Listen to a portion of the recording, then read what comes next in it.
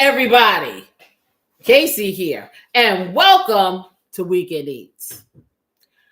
It's kind of chilly. I'm just being real. I'm sitting here now debating on whether or not I'm going to turn my little personal heater on. I'm not going to even front. It is cold, okay? What is wrong with this weather? Somebody tell me. I don't know. It's flickering.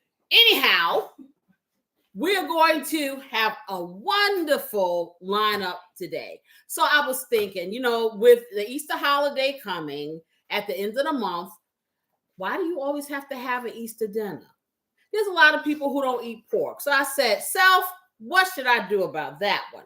I decided that I was going to prepare the most delicious Easter brunch. So, not just for Easter, but anytime, like say on a lazy Saturday like this, where you may want to get up late and eat a nice in-between breakfast and lunch, this is going to be for you. So, what we're going to be having today, I'm going to be making a pepper steak crustless quiche. Yeah, that's what I said. Mm-hmm. Honey, to die for. I'm going to be making some lovely home fries to go with it. Homemade with some creamy red potatoes and peppers, and I'm going to spice it up a little. And finally, I am going to be making some homemade blueberry muffins. Now check it out. Everything that I'm doing, right? It's homemade because it's made at home. But I got a hack for you. I'm not trying to make this forever, ever. Because as you guys know, last week I didn't fall, but I was in pain. Okay. Bottom line. Okay. Back went out before the second show because I have been lifting things that I shouldn't have 2 days before. And I have a back injury that is from 2012. I had a major car accident. I know TMI, but yeah, that's the deal. So I'm going to let y'all know in advance. I am a true trooper. The show must go on. Okay. I'm not quite there yet. So if you hear me holler, hey, pay no attention. Beauty is pain. Pain is beauty. Whatever. TV land, we got to do what we got to do. I can't leave y'all stranded until whenever my body decides to function. So we're going to do this thing. I'm going to try to be careful what I do and not to scream too loud. How about that? So in any case, we're also going to be talking about my favorite subject, coffee. But guess what I did this time? I'm getting adventurous, y'all. I mixed instant coffees. So I put 2 coffees together. Well, at least Beautiful Assistant did. She put 2 coffees together, and we're going to see what it tastes like, okay? And if I like it, I may keep it. So we're going to be talking about different ways of, hyping up your coffee, your own style, not the stuff that they tell you, the cinnamon. If you want to do that, that's fine. But pretty much you can put whatever you want in your coffee that's tasty to you. And so that is what I did, because I told you I've fallen for my side piece espresso. Well, then there's Folgers. It's everything. So why not have 2 treats in one? And that is what I did. Also, I'm going to be talking about holiday meal stretch. Now you're like, what's that? That simply means stretching that holiday meal beyond the holiday with the little leftovers or whatever. Even if you have some leftovers in your fridge before you start cooking, making up some things that can be dishes. Also, hey, those guests can bring some food sometime. We may be, like I said, times is tough. They are tough. Tough. Okay, stop fronting like you can feed the world. If you want to gather, that's fine. But everybody can pitch in. So we're going to be talking about those kind of things. And of course, my home cooking story time. And I got some good Easter stories for you, boy, from back in the day. Anywho, I'm going to take me a little sip of my concoction. I'm going to tell y'all what I think. Okay.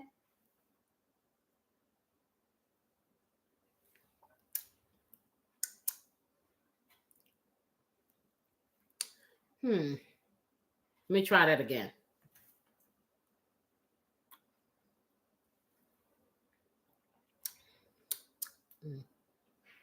Well, I'm gonna tell you like this. It's not bad.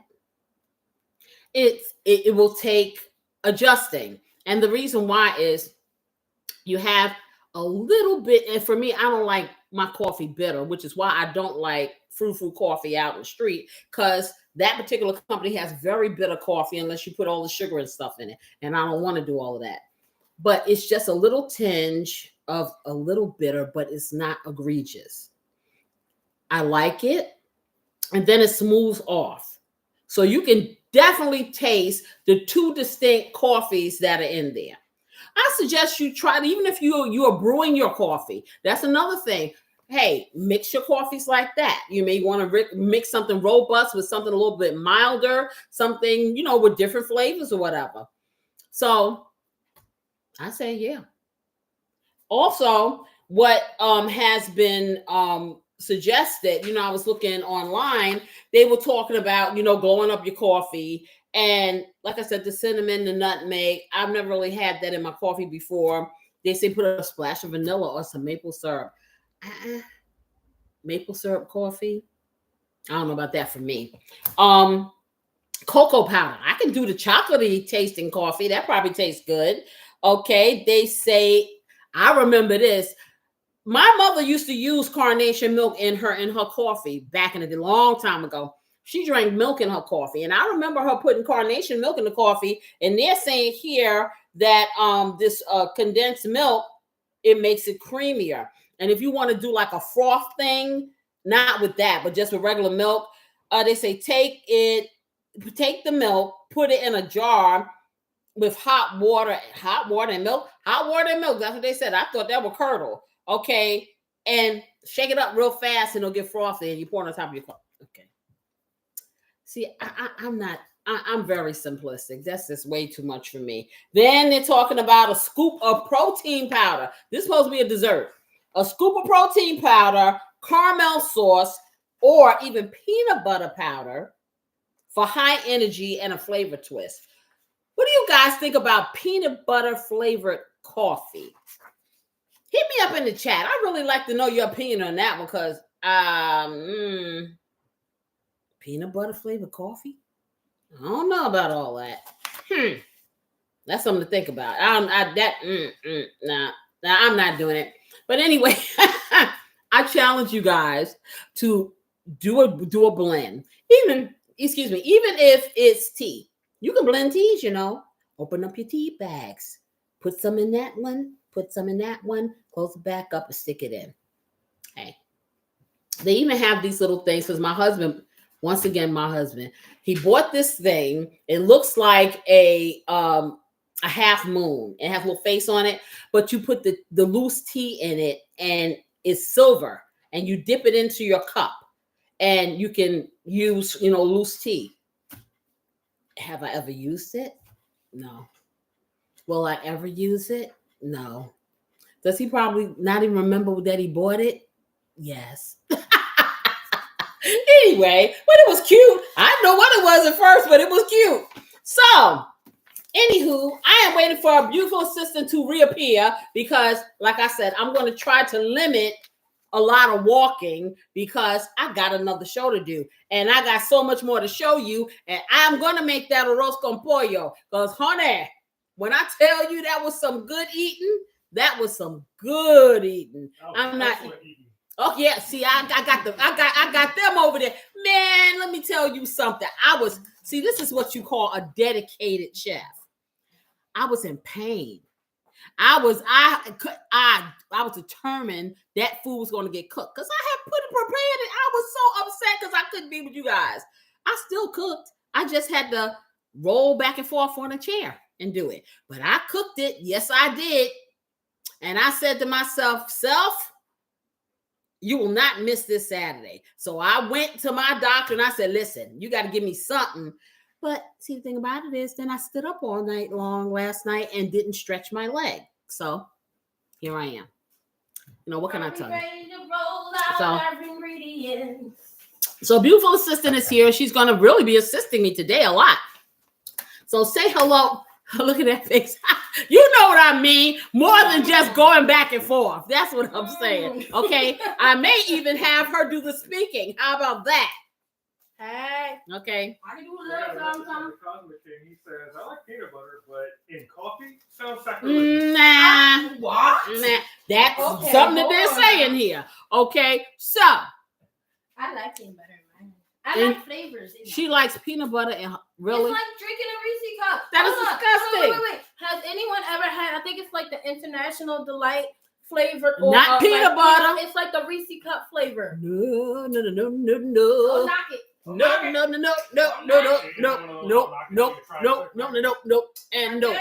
Okay, let's get this stuff started because we got a lot of things that we're gonna put together at one time, and we're gonna do some hacks. So what I did was, first of all, I'm gonna do the pepper steak. So let me show you this steak. I ended up getting a combination because I wanted to get like the cheapest piece of steak I could find, and they had these little thin slice, bottom round. Now, usually that's like leather, so you have to be very careful. No, I'm just being real. It's not a great cut of steak. It's a certain way you have to cook it. You have to tenderize it to death, and then you got to flash cook it. But I was going to slice it really thin. Well, of course, grocery store doesn't have it. So I'm at another store. I'm like, okay, let me just get these little thin ribeyes that when I tell you, have you guys ever seen like steakums, but a little bit thicker? That store sold a steak, a piece of, they took one ribeye and made 16 of them. Okay. And then they sell them each for $10. So I got, what did they give me? They gave me 2 or 1. They gave you 2. They gave me 2. I asked for 3 because I knew they were so thin. So what ended up happening, because beautiful assistant was being her beautiful self, I was upstairs fussing with my computer, trying to make the thumbnail for this show. And it would not work. I was up all night long. It would not do what I wanted it to do. So I had to go in there and teach her a lesson. But anyway, so she didn't know which steak to cut. I was going to use the good steak, the one I spent my $10 on. I spent $10 on the little bad steak. And I think she bought the bad steak too. A whole pack of that, but it was a different one. So she didn't respond to me. So I didn't know that she did that. So long story short, we have a mixture of steaks, but not to worry, because we put that ADOS meat tenderizer on it, and it's been sitting all night. So if it hasn't broken down some of the tendons and things that make this stuff tough, well, hey, I'm sure it's good. But it's it's pretty big here. I'm not going to use all of this because it's cut pretty big. I don't know how many pounds is this. It feels like it's probably about 2 pounds. About 2.5 pounds of this, but you don't have to use this much. I probably will use a pound of this because I'm putting it incorporated it into the keys. So I don't want it to take, the egg to cook around it, and it's just heavy. And so, quick question: should I chop this more, like with the little hand thingy? I don't know. We'll find out when we get to that. Yeah, but we're gonna use half of this. But this is the steak.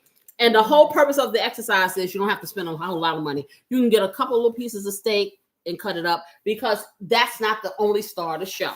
Now, I know for those of you who don't eat eggs, guess what? You can just make the pepper steak with the peppers and follow that along and just eat it with your potatoes if you don't want to eat eggs, okay? But I'm going to tell you, when you do quiche, it changes the whole dynamic of an egg, which is why I started eating it.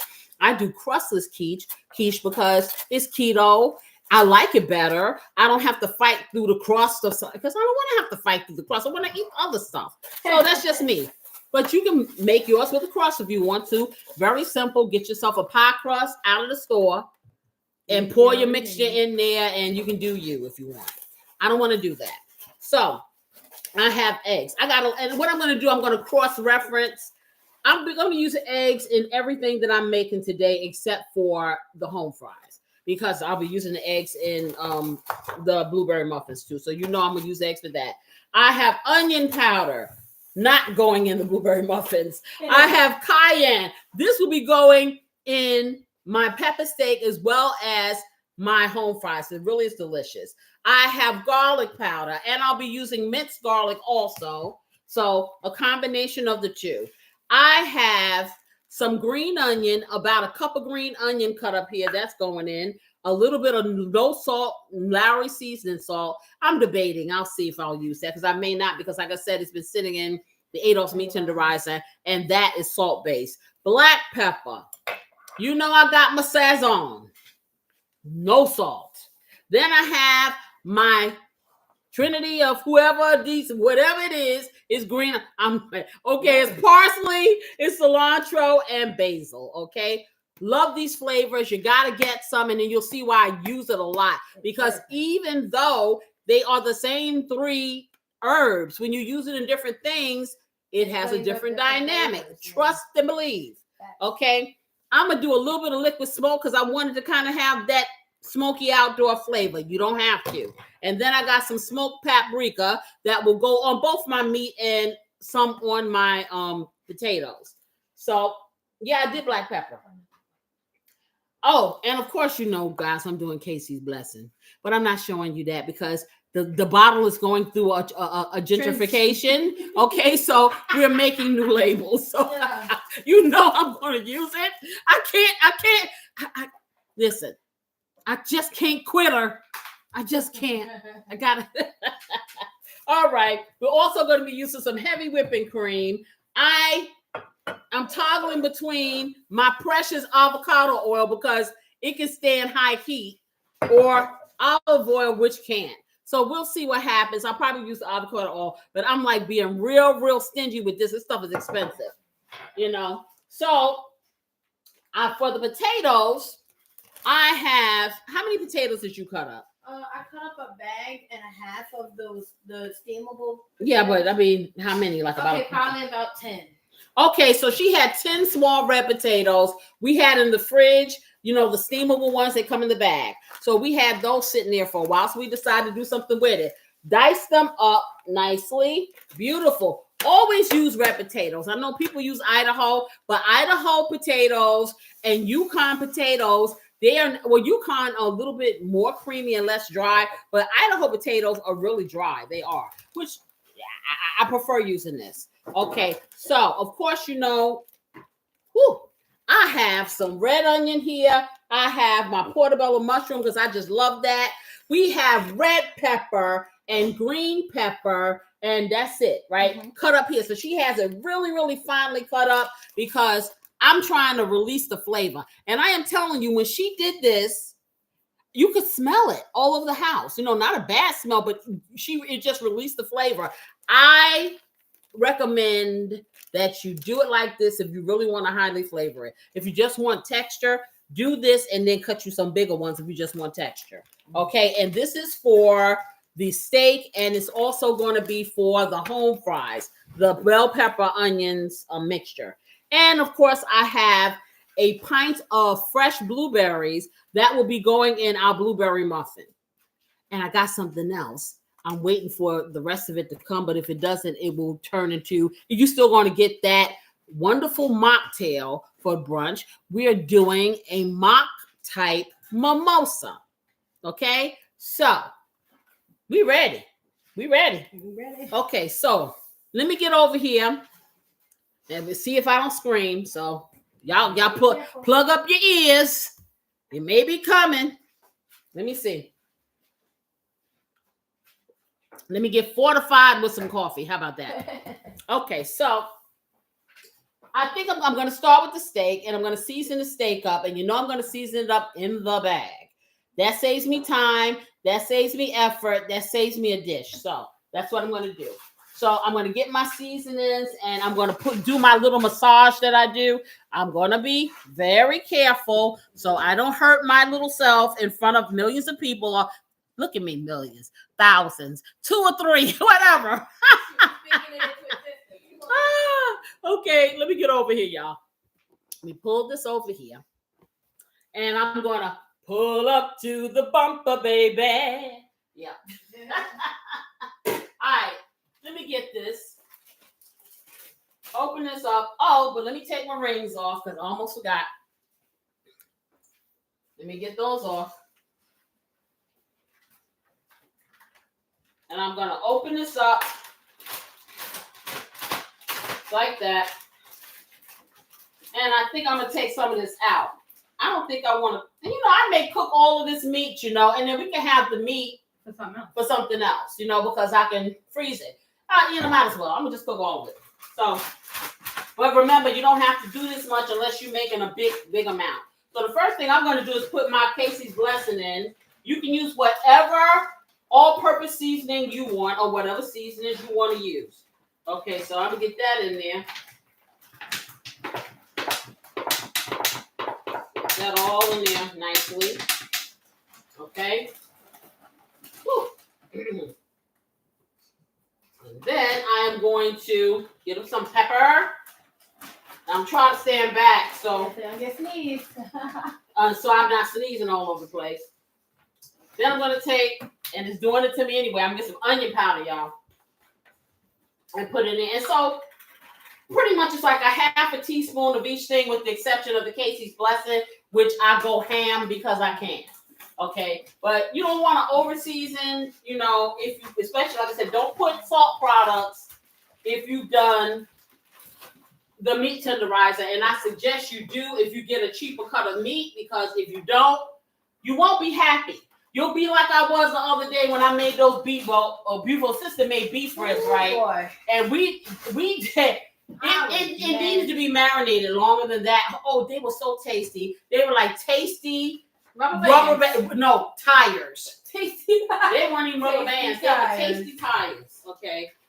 So we will marinate it much longer. So we can make sure that it's what it is. And I'm putting in the sazon. So that's going to be a teaspoonful of the sazon. And remember, my sazon is no salt.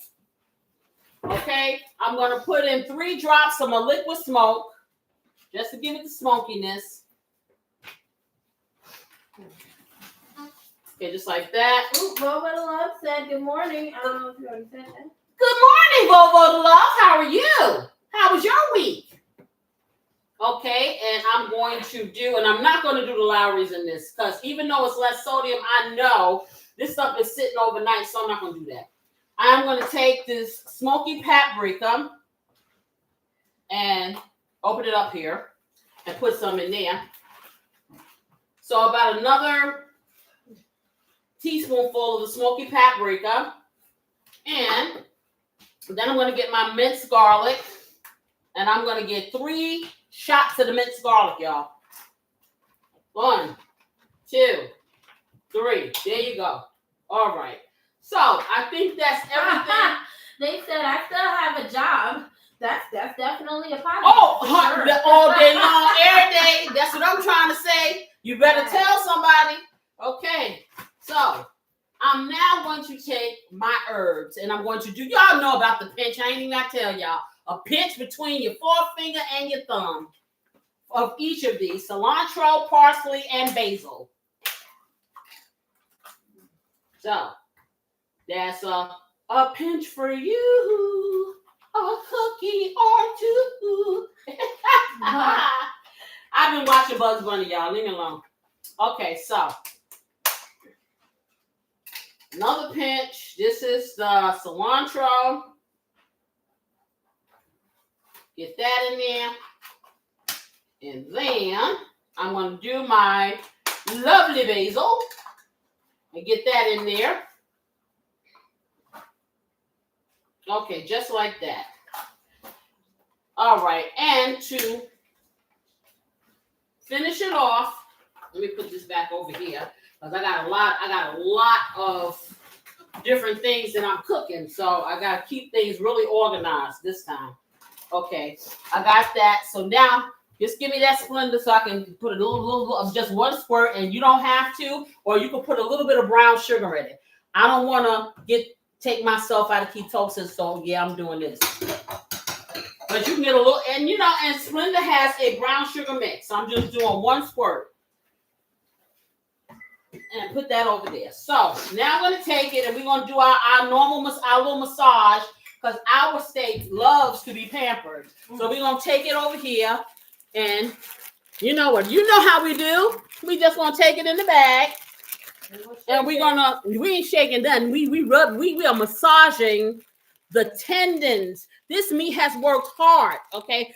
It works hard for the money. So hard for the money. Yes. So Or should I say, it works hard for my tummy? That's what I should say, right? Okay, so we're going to massage this so all the seasonings can get all over our meat.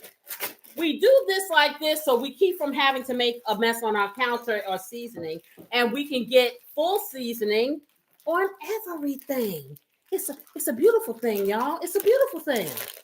Okay, so let's get this in here, and it's exercise. You know how people squeeze those things in the hand. This is what you do. This is how the cooks exercise. Okay, they massage the meats. Okay, so almost done. And I'm going to show you what it needs to look like for those of you who don't know. When your meat has been fully massaged, the color will change because the seasonings will change the color. It sure will. And if the color hasn't changed, that means you haven't massaged it enough and you haven't distributed enough of your seasoning. Okay, so that's your clue. Cooking takes a lot of eye contact, things like that. Now, like I said, recipes are great because they give you a foundation. But when you get used to doing this, you can kind of eyeball certain things, smell how some things smell, and know just by your eye after a while, I know that's me all day long. And you will get there. Yes, you will. But practice makes perfect. I'm telling you. And then with all the little hacks that I'm going to be showing you and have shown you that you can take a little shortcut and you still get the same result or even better. Hey, what's stopping you? Nothing but yourself. That's it. So I'm not trying to hear that you can't cook, because you can. You just don't want to, but you need to, because we need to save some money. Okay, so, and then we need to eat better. We need to eat the food that really tastes good. Why spend $100 and then you're still not fulfilled? Think about it. How fulfilled are you really? I know I'm not. So let me get this over here. Oh, I said I was going to show you guys. So now you see the color. You see the true colors shining through. Yep, there you go. So put that over here. Let me stick that over there. Let me spray my pan and get this party started. And I'm going to use a little avocado oil because, yeah, it deals with that high heat that I need right now. So, where's my cooking spray? Which one? Oh, The avocado spray. Somebody moved it. I don't know. Yeah, it was over here. I haven't grabbed that, but I'll put you on. Okay, so. No, probably no. See, it was never put up. It's still in the thing. Mm-hmm. Yeah, yes, it was. I did feel it. Yes, he did. I didn't put it back, so I don't know. Whatever. The avocado spray said that it didn't want to be used, so it ran away by itself. You know what doing legs, y'all. Apparently. Anywho, so let me spray this. Because it's the favorite pan, but you know it didn't have its day. So let's spray that on there. And I'm going to heat her up, put her on high so she can get started. And I'll put her on 9. Okay, I won't go crazy because I do this every time, and then I turn around and talk to you, and then my smoke. So I'm not gonna. I keep telling you this. I know I did. But that's not the fire pan. That's the one that get real hot. No, but this one get hot too. Cause see, I get all wrapped up and talking to my people, and then it gets to smoking behind me, and I see it. So, how about this? How about I not talk to you? You know, it ain't never happening, right? But I'm just going to be mindful. Okay. And I'm going to make sure. All right. Auntie Teresa just came in the chat. She said, good morning. Good morning, good morning, good morning. How are you? I hope your day is going well. Did you have a nice cup of coffee yet? I didn't get mine. I should have. I got mine. I know you do. I got mine. My combination blend. Okay, so I'm gonna put the oil in now. So probably about 3 tablespoons.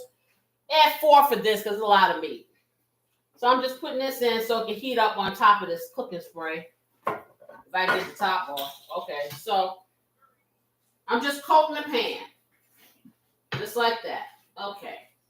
All right, that's good. So let me turn it down a little bit because I don't want it to burn.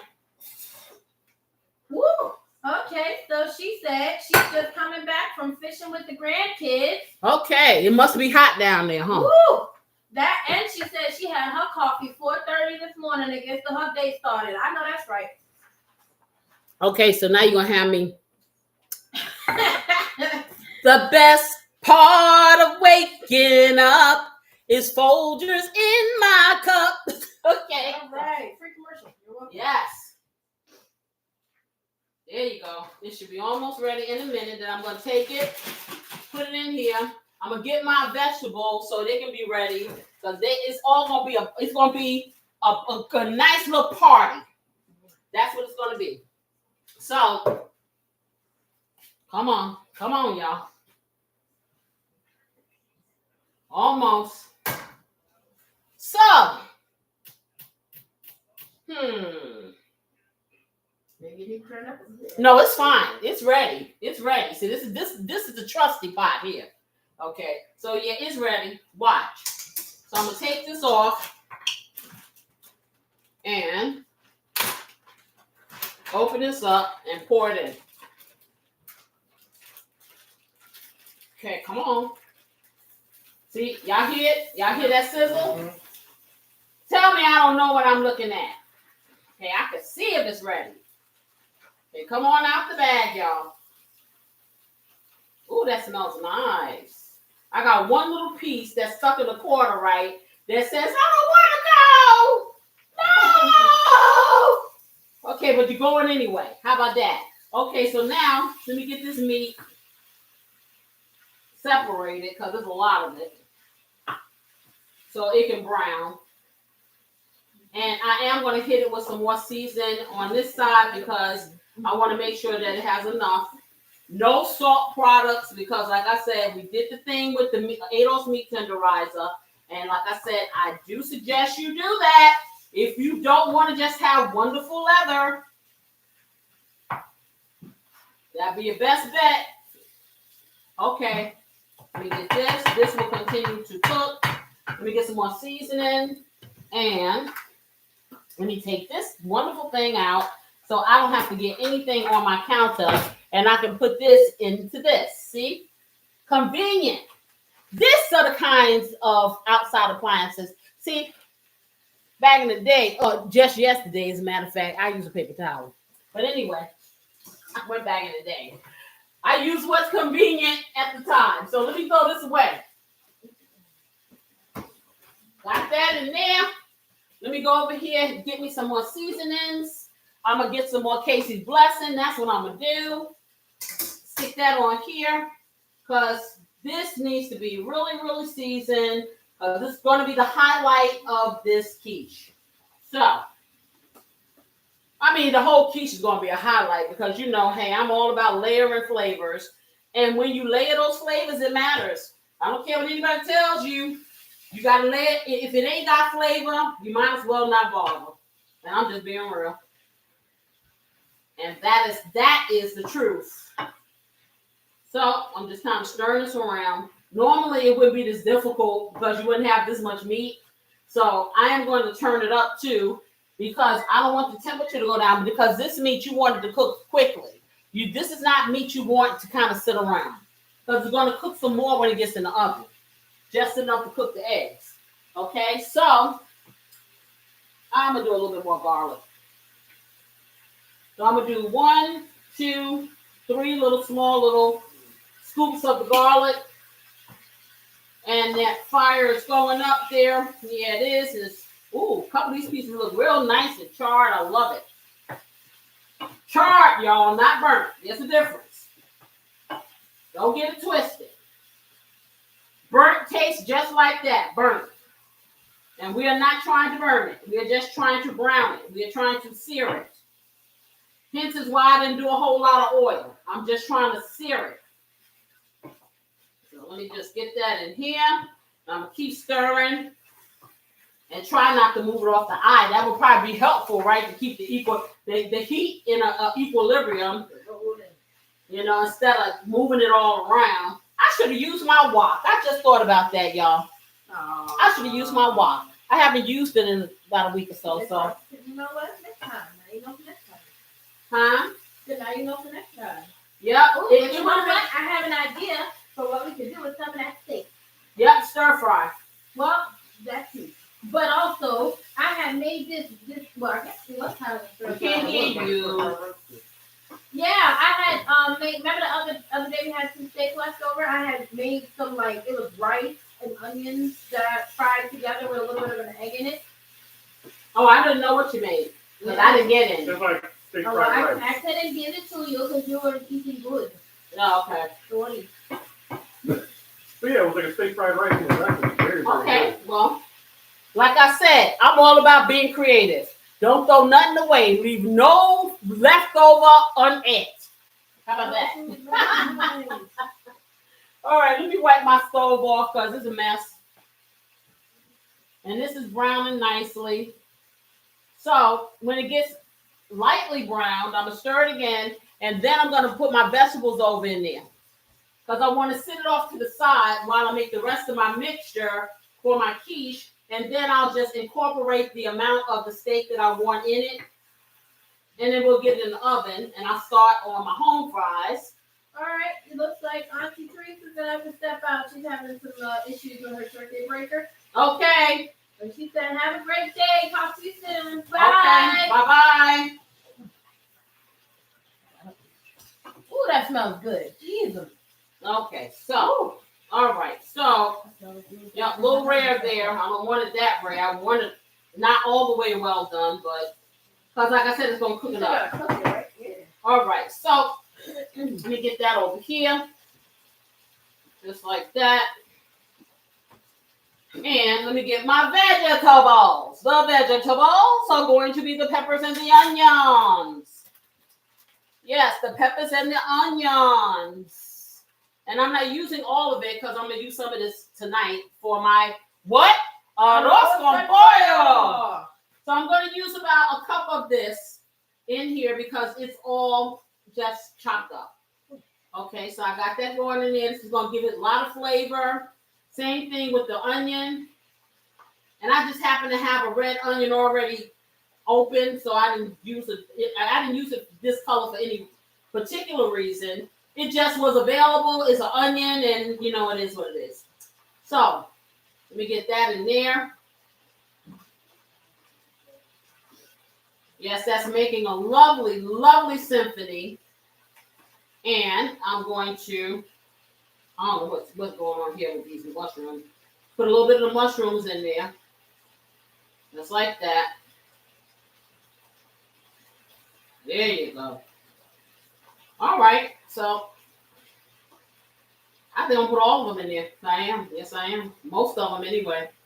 Okay, and I'm gonna cover this back up. And so now you have all that in there. And I don't even have to put any more seasoning on it because I seasoned that meat again, and the sauce in the meat is seasoned. Oh, I know what I forgot. I need my teriyaki, my low sodium teriyaki. That's what I need.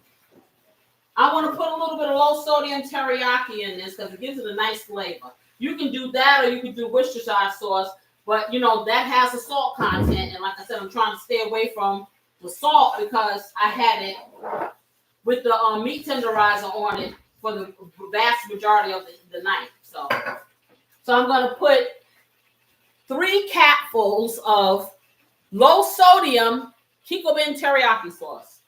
So that's 1, that's 2, and that's 3. There you go. Look how, see how good I am. Look how I can just measure just like that. See? So, okay, now that's in here. Now we're cooking with gas. That smells really, really good. I'm loving it. Pam said, "I'm loving your green caftan. Oh, My favorite thank you. color." Really? I thought purple was your favorite color. Well, I think she put a $sign too, so I think she's talking about Oh, mine. Oh, mine. Oh, okay. I got you. I feel you. I feel you. Yes. And I'm like, I know you the purple lady. Yeah, I figured I'd switch it up, but it still got some black in there. You know, I gotta have some black in there. Okay, keep that clean. I'm going to put a top on this. I'm going to vent it because I want to reduce this a little. I'm going to turn it down to a medium and just let it kind of cook while I go over here and put the rest of the stuff together in a bowl. So we're going to use about 6 eggs, probably 7 eggs. Yeah, because I got a pretty big foil pan. Before I was going to use that little bacon thing I had, but I was told that I had some foil pans, so that's good. So I'm going to use a foil pan, which is great because when it's all said and done, guess what you do with the foil pan? G-file. Yes. So all right. So I'm going to spray this just like that on the side. You ain't got to be too heavy with it, just like that. All right. And now I'm going to get my bowl and I'm going to put the other ingredients in. Let me turn you down. Don't get crazy. Okay. Purple and green are her favorite colors. Okay, so I'll know that when I send you your caftans. How about that? See, I just hit that nerve on that leg. Y'all didn't catch it. Ooh, you did it. That was painful. Yes, it was. Ooh, yes. Ooh, yeah. Give me a minute. That hurt. Okay, I'm not going even front. That hurt. Okay. As y'all know, I'll be running around this kitchen like as if I don't have ailments. So, here. All right, but we're going to get through this, y'all. We're going to get through this because y'all need to know how to do this. Okay, so I'm going to take my favorite, and this is so funny, right? This is my Easter bowl. I told you I bought this out of the grocery store one Easter because they had all these pastel bowls. And they were like $2. And it's just been my favorite since. It's been years. So I'm going to come over here and let me get my eggs in here. So I'm going to do 7 eggs. Normally I will do 6 with a quiche, but the pan is a little bit smaller. So I'm going to do 7 eggs, whole eggs, right? So let me get these over here. Let me set them up here on top of my potatoes. And then I'm going to get a cup because y'all know I like to whip my eggs. And that's what I'm going to do. Let me get a paper towel so I can crack my eggs so I don't get salmonella on my counter. And then we'll get the eggs on the inside here. Now, I like whipping them when you whip them ahead of time. And this is just my personal preference. And I found that it's been a successful way to do things. Everything incorporates better. You get the full incorporation of the egg. You don't have to worry about the white separating or whatever the case may be. And you know that it's going to evenly cook. But, like I said, to each his own. This is how I do. So, that's what's happening here. So that was, did I do 6? Let's see how many. I forgot. I lost count. 6. I did. Was it a dozen in here? Yes. Okay, how crazy am I, y'all? I did not do 6. I did 5. And I'm looking at the shelves and asking, did I do 6? Okay, give me this thing. Okay, I only did 5. And they weren't going to say anything because they didn't want to be eaten today. So they're not going to say, hey, you left me. Okay, so get that in here, just like that. All right, and I got a little bit of these doggone nails are way too long. I didn't want nails this long, but hey, go figure. I'll have to suffer it until I can get the next ones on. So these are way too long. I need action. I need nails that, you can do work in. Because I do work. I do real work. I don't just sit up there and look like I'm doing work. I work for real, for real. Which is pretty much why my body all broke up, because I'm always working. Okay, let me get this over here. In the garbage. Let me wipe off my counter and stir up my what? My eggs. Okay, so let's get this wiped off. Some water over here. And now and let the whipping begin. So we are going to whip these eggs. Let me check this meat. Okay, that looks like that's doing this thing. Yes, it is. Beautiful assistant, do me a favor and put a pat of butter inside that steak. I'm going to take a seat because the leg be lifing. How about that? All right, while I stir this, y'all. And I'm going to take a sip of my coffee and you do the same because I like this blend. I'm feeling it. Throw it on you. Mm-hmm. Like it together? Yeah, because I like both of those both the espresso and I'm a Folgers girl. See, I figured because like the Folgers has a very distinct flavor. Right. Compared, I never tasted the Nescafe, so I don't know what that tastes like. But I put both like a pretty good amount, so it could be strong for you. Yeah. Come on. But yeah, I want to try it too. Yeah, it's good. Is it doing the wake you up thing? Oh yeah, I'm awake. I'm wide awake to feel all this pain. Oh no. Mm-hmm. Yeah, you don't Can't you tell? How can I ease the pain when I know it's coming back again? Got this much? Yes. So she's putting like a pat of butter in there because butter tastes good. Yes, and it makes all things better. What I should have put in there is my ghee, my clarified butter. I haven't broken that open yet, but I figured, hey, I'm not going to open it up until I'm ready to use it. Is there a special, is there something special about it? Yes, ghee is, ghee is simply butter that's melted where you skim the fat off of it. Oh, and okay, it's clear. So the work. It's clear, right. Okay. I thought it was like a special type of butter. Oh, well, I don't know if it's a special cow that's been raised somewhere underneath a special light. I don't know about all that. I just know that it's clarified butter. Nobody told me that the cow had been pampered or anything. I have no idea. Okay, so I'm almost done with the stirring, y'all, because see, I want to make sure these eggs are together. And I didn't tell y'all, I still got all the cheese in there, so some of that's going in there too. Just FYI. Okay. That is going to happen. Oh yeah. Okay, almost done. Okay, so let me get this in here. Let me get y'all back over here with me in the party. Okay, let me be careful so I don't scream. All right, so let me pour this in here. So I'm going to pour my 7 eggs into my favorite Easter bowl that I use all year long, okay? And then I am going to throw this cup away.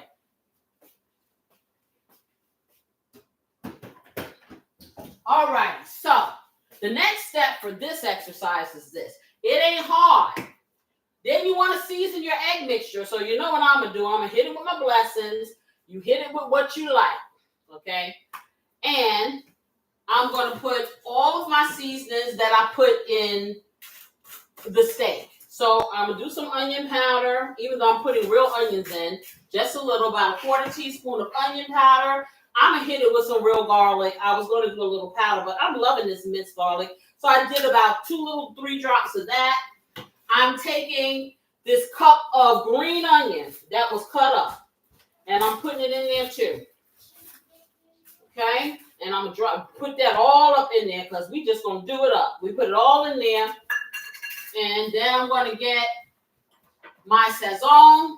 And I'm going to hit it up 1/2 teaspoonful of Sazon. And remember, this is no salt or flavor. And I'm not going to do, I'm steadily bypassing the Lowry's.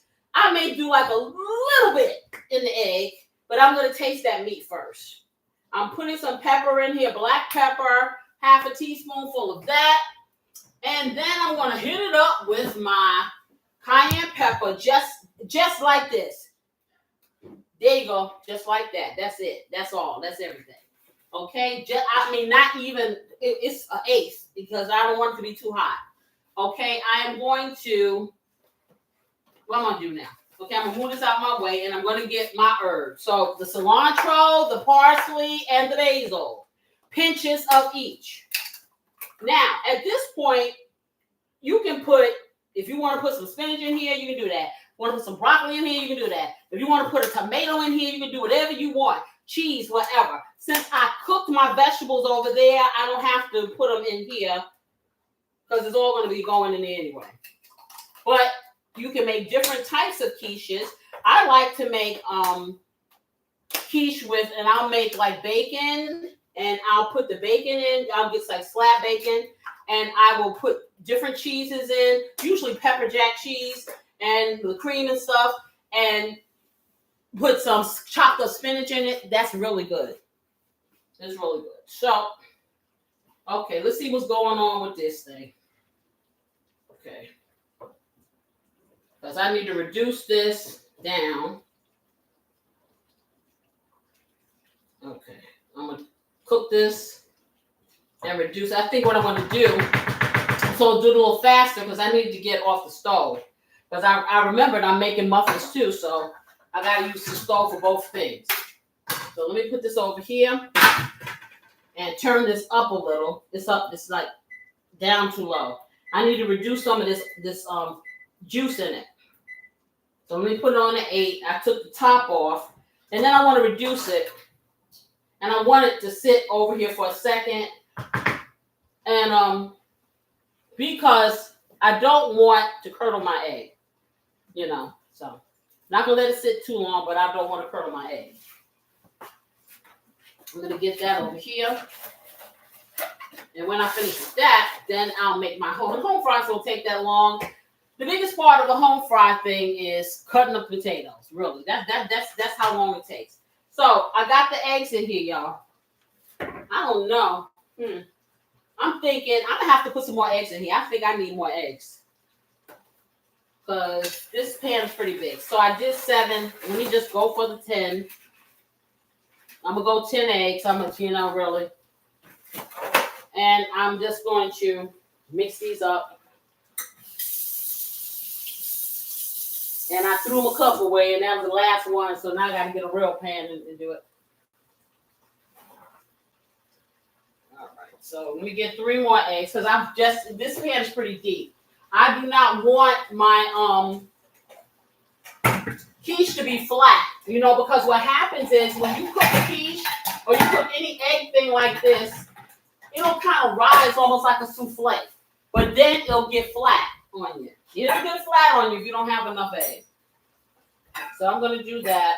Get some more.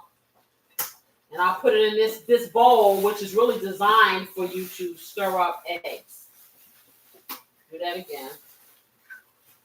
And one more time. Get that in there. Boy, it's that steak over there. That steak is over there singing a song. It's like, see me, see me, see me. And I'm going to see you, see you, see you. Because I'm going to eat you, eat you, eat you. Oh, yeah. You ain't got to worry about it. It ain't going to be nothing but a thing. Let me get that off of here. Wipe that up. Get this in the garbage. And then beat those 3 eggs. So now we got 10 eggs, y'all. And that's only because, like I said, I feed the nation. When you don't feed the nation, you just use 6.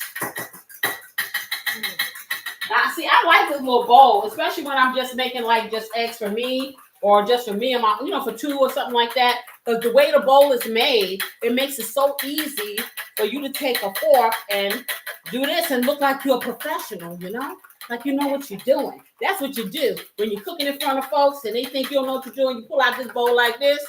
That's what you do. See, can you do this? No, that makes me a chef. Yes. Okay, so take this over here and it's all there just like that. Just like that, y'all. Put it in there.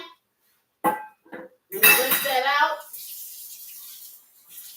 And I'm going to I'm going to get a whisk. That's what I'm going to do. And I don't normally do that, but hey, I'm trying to be fancy today. So let me get the whisk and whisk this all together, the eggs. And then what I'm going to do, I'm going to put my cream in it. And the cream is about half a cup of the cream. Heavy whipping cream, y'all. Maybe not even a half. I probably don't even have to do a half because I didn't put my cheese in yet. Because I'm putting all kinds of cheese, but I'm going to do a half a cup of this cream. I may have to do a little more. So So let's see. Yep, that looks good. Cream is important because it's going to help with the fluffiness. Okay, it's going to build it up, just like a building from the bottom, the foundation.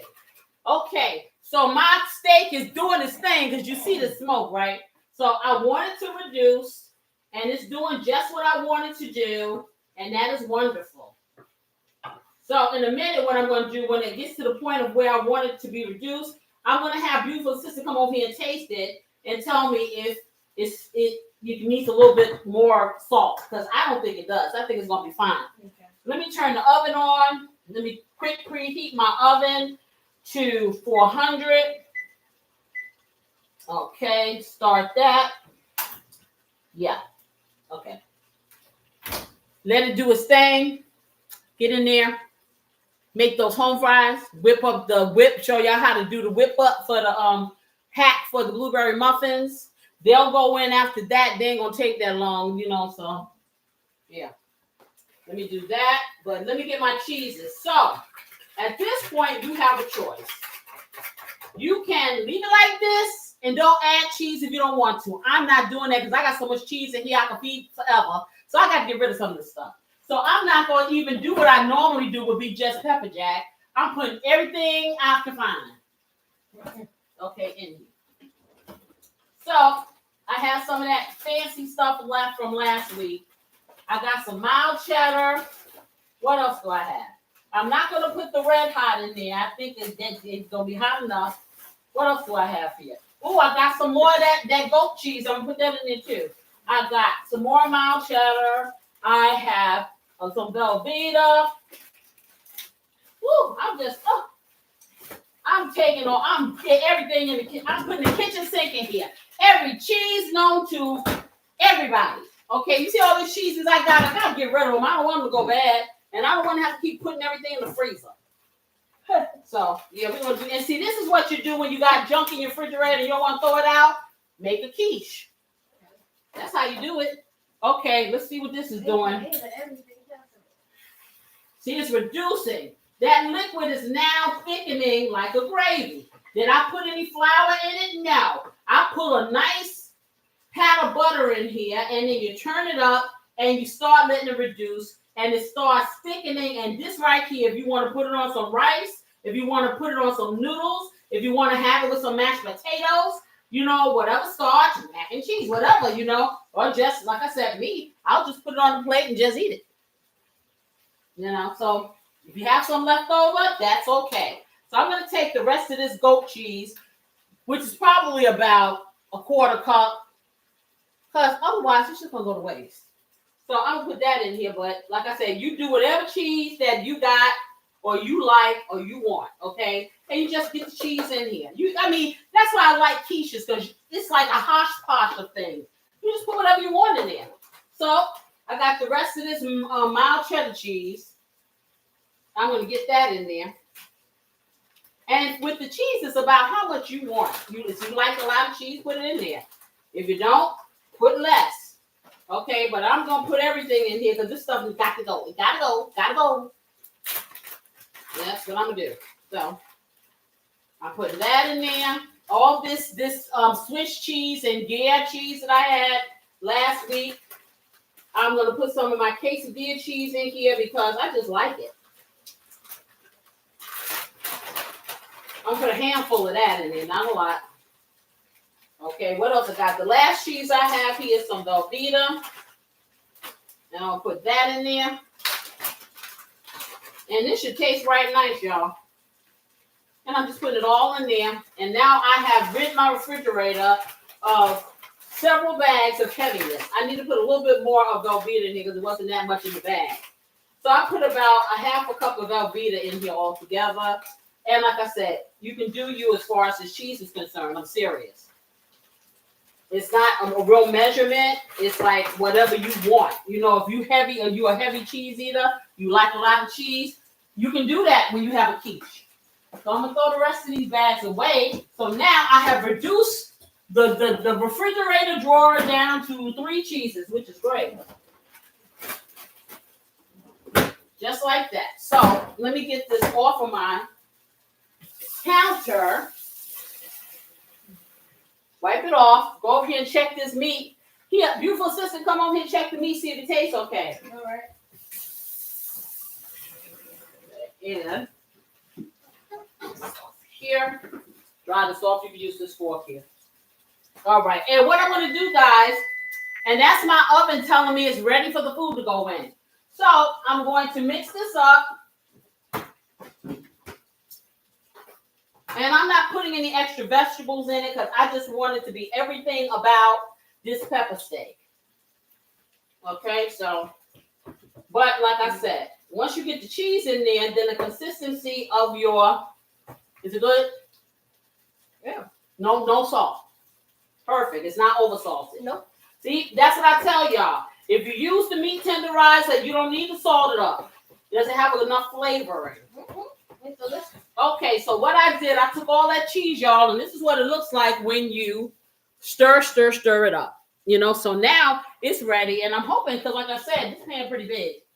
Let me turn this down or off. Let me turn this off and stick this over here, because I'm going to break my own rule, and I'm going to have to, now, I'm going to tell you like this. If you want to put something hot in the egg, you better stir really fast, because you want the egg to incorporate. You don't want the egg to curdle. So I suggest if you're not really good at it yet, let it cool off. But for television purposes, we're going to pretend like we did. How about that? Okay? So let me get this over here. Finish stirring it because I want to make sure that everything is stirred up nicely. Just like that. And I'm going to just put one little dash of this Lowry's in here because I don't want the egg to taste bland. And I mean just a pinch of it, not even a lot in there. And let me get this over here. Stir it in. Okay, just like that. Let me get my eggs out of the way because I need more eggs now because I don't use almost a dozen eggs. Oh, we need to purchase more?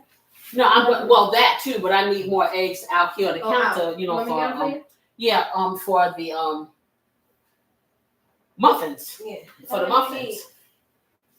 At least 3. So you can put them in that thing over there. Yep. Okay, and that in there. Get this over here. Okay, so I'm stirring everything. I'm procrastinating, y'all, because I'm trying to, this meat is so hot. But let me get that over here. I'm not going to put a lot, but it looks so good. It looks so delish. Yes, it does. Okay, let me see if I can lift this pot. Let y'all see this meat. You see the meat? Can you see the meat? Where's the beef? You can do a lot with that meat right there, y'all. Trust me. I know. Okay, so, I have done that. I'm going to take... Lois is here. Hello, Lolo. How are you?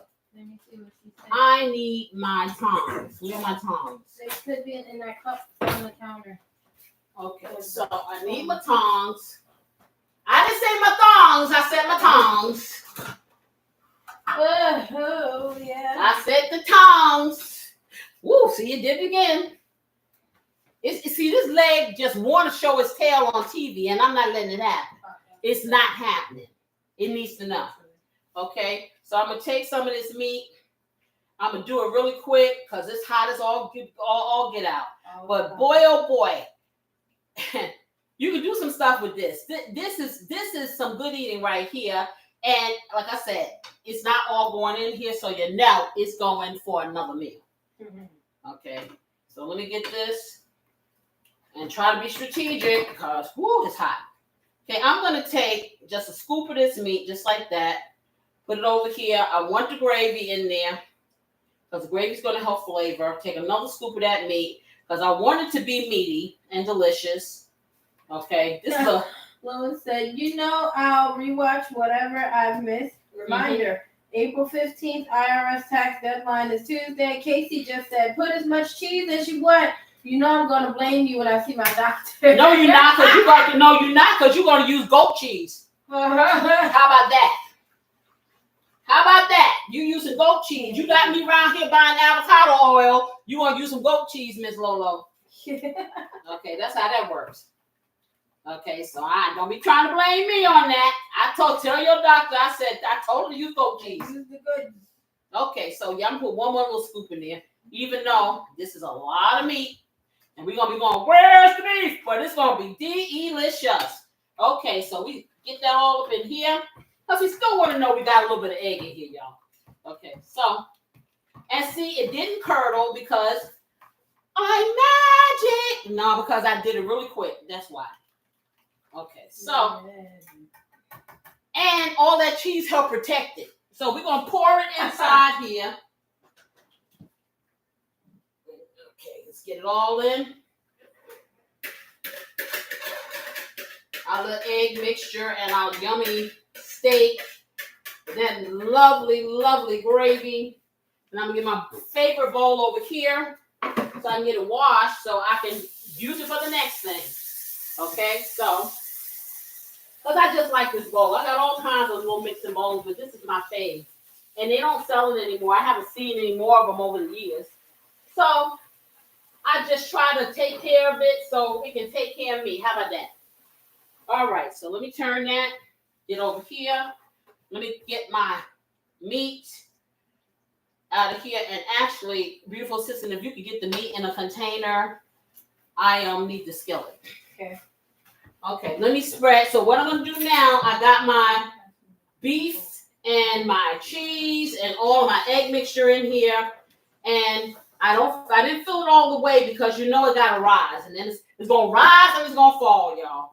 But this is what it needs to look like. You want to spread it out evenly. And it will look like this. Ooh, Okay. Yeah, there you go. That's what it's going to look like, y'all. Just like that.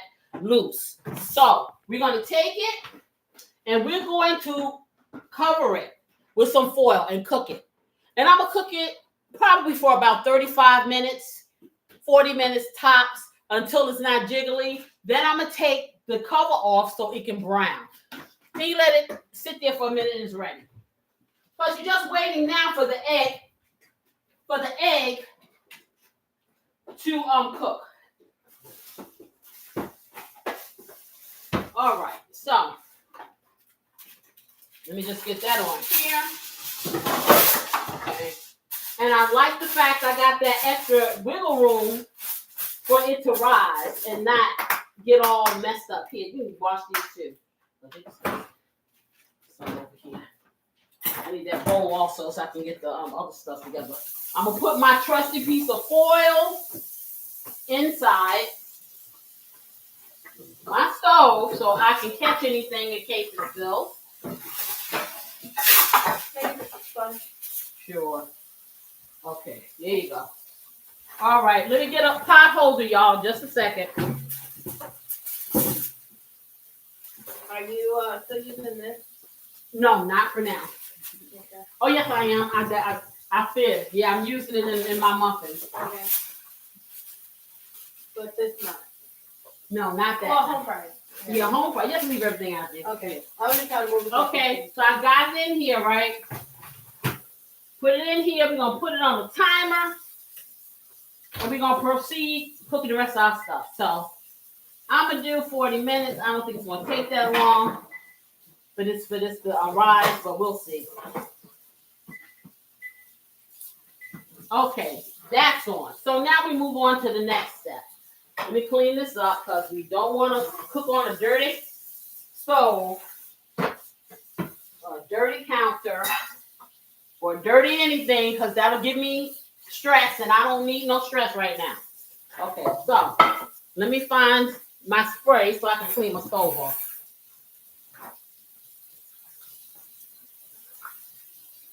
Okay, so let's clean this off. Like that. And like this. Move that over there. And skillet is ready. Ain't that good? Okay. So now when I get my bowl, I'm going to show you how I make my home fries. Because I like to season them up in the bowl. Or I season them up in the bag. It doesn't matter. I can do that in the bag. Oh, I ain't even got, listen to this.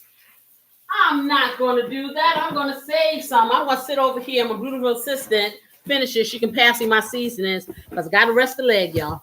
Okay, so let me put this over here. I'm going to put the potatoes. And what you want to do when you cut the potatoes up, you want to dry them as thoroughly as you can. Okay. You don't want them to be waterlogged. So I'm going to take them out, put them in here, and I'm going to be seasoning them. And I will need the Lowry's for that and the Casey's Blessing. Now, before I used Casey's Blessing, I was a Lowry's girl a lot. So that's why I was so glad to find this low sodium one because, you know, it's salt. But I never used regular salt when I cooked with Lowry, so it wasn't over salted. But I used to just put my Lowry's in and my other seasonings. Now I can step it up even more with my Casey's Blessing. So I'm going to put a half a teaspoonful of the Lowry's low sodium in my potatoes. I'm going to take my Casey's Blessing. I'm going to hit it up with the Casey's Blessing. I'm going to make some more of this tonight because I need it for my other cooking. So let me get that in there, just like that. And I'm going to put a lot of that in there because I can. And it's not going to hurt anybody. And it's not salty. And the herbs are good for you. Yes, they are. The herbs and the spices and all those lovely secrets. Okay. Then I'm going to hit it with my Sazon because I like the flavor of Sazon. It has some nice spices and stuff in it. And it just tastes good. I'm going to hit it with just a dash of cayenne. Just a dash. Because my family likes their home fries to be a little spicy. I'm going to hit it with some onion powder. And like I said, simple home fries, season it. You can put salt and pepper, put the Lowry's and some pepper. Just have your onions and your bell pepper and some smoky paprika. Put that on it. Fry it up in there. Let the potatoes get tender.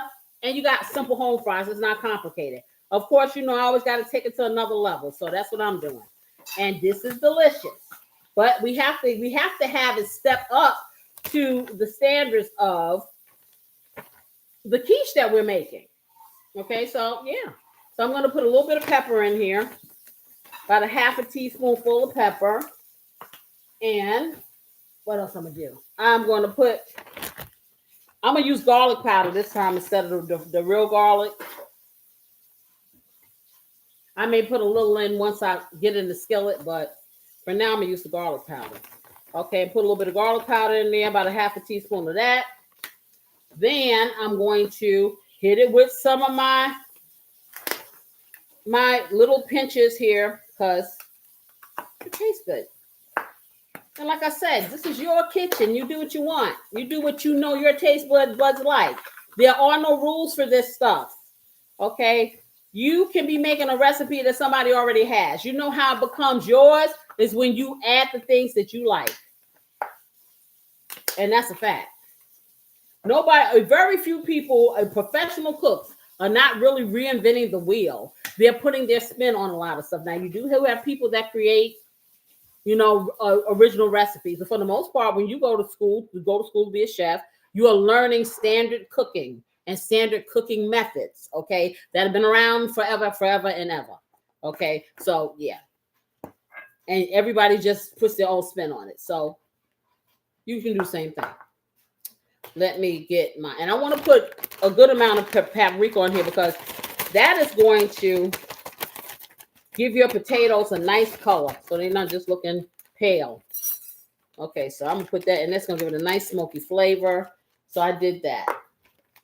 So, and you know what I'm going to do. I'm going to massage it on here. I'm going to close it up, though, before I spill it. That's what I'm going to do. Okay, so I'm put that in here. I'm going to make sure that all of my potatoes are covered, that they have a full coat on here. Do it like this, like that. It doesn't take much to cover these potatoes. You want them to look like this. You want them to be fully coated. You want this. This is the color you want. If it ain't looking like that, you better make somebody fix it that way. Okay, because this is what you want right here to get these kind of home fries.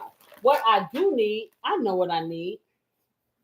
See, sometimes I'll get the bigger pieces. Now, I do like to have like the slices of the onion and the pepper and stuff. So I may just have to cut that because these are all minced up. Do we have any we can cut up? Currently no. Okay, we already cut them all up. But if you want the texture, you take it and you slice it. Okay, but I had her chopping feverishly today, and she loves that little machine that my husband bought. You know, she want to chop up everything. Everything. So you still gonna get the benefit of the love. You're gonna get more of the flavor this way, but I just like it visually. I like to have the bigger pieces. But hey, you work with what you work with. Okay, so let me get over here because just like that, it's seasoned. And we can get this in here because it's not hard. So what I do need now, I like to use bacon fat. You can use olive oil, you can use cooking spray, you can use avocado oil. I like to use bacon fat because I like to season it up with that, or pieces of bacon. But I'm just gonna use some bacon fat. You currently have the bowl? It's in another room Okay. on the table. So let me get some of this mess up over here. Get it back over here. Because I'm going to be still using this stuff. Okay. There's no need to put it away if I'm going to still use it. That's kind of that's counterproductive. And yeah. So let me get the rest of this. I need a knife, a plastic knife, so I can get the bacon fat in there. And like I said, this is optional if you don't want to. That's what I want to do, but you don't have to. But you do need to put some kind of oil in your pan. Okay, whatever it is. So I need to wipe this off of here. Are you still gonna need that yellow bowl? Yeah, because I need to make my I think I'm gonna make my the blueberry muffins in there. Okay, so we don't need the silver bowl. I don't know. I may just leave it out there. Okay, I'm undecided at this point. I'm trying to help you clear off. Okay, I know. Okay, I'm almost out of this avocado spray. So, and I can't use that other one, y'all. Maybe we'll see. And once you're done, I'm gonna try to see if I can flip it up. Yeah, I'm really upset about that. That's why I've been holding on to it. I'm hoping after that one's done. Okay, we're gonna turn this on. We're gonna start it at high. And where's my bacon fat? I'm gonna get my bacon fat in there once it starts getting to the heat. My cooking spray heats. Here's your little. Thank you. You're welcome. Oh, do I got my spatula? Yeah. Okay, so This little one? yeah, the wooden one. Yeah, that one. So I got my trusty spatula. And what I'm gonna do is normally what I do when I do home fries, I have slithers of the onions and stuff. So I'll brown the potatoes and start cooking them, and then I'll put my slithers in there and just finish cooking it. But this is all. She got this pulverized. She liked that machine, so I'm just gonna put this in there instead. It's gonna flavor it the way I want. But if you want bigger chunks, just slice bigger. That's it.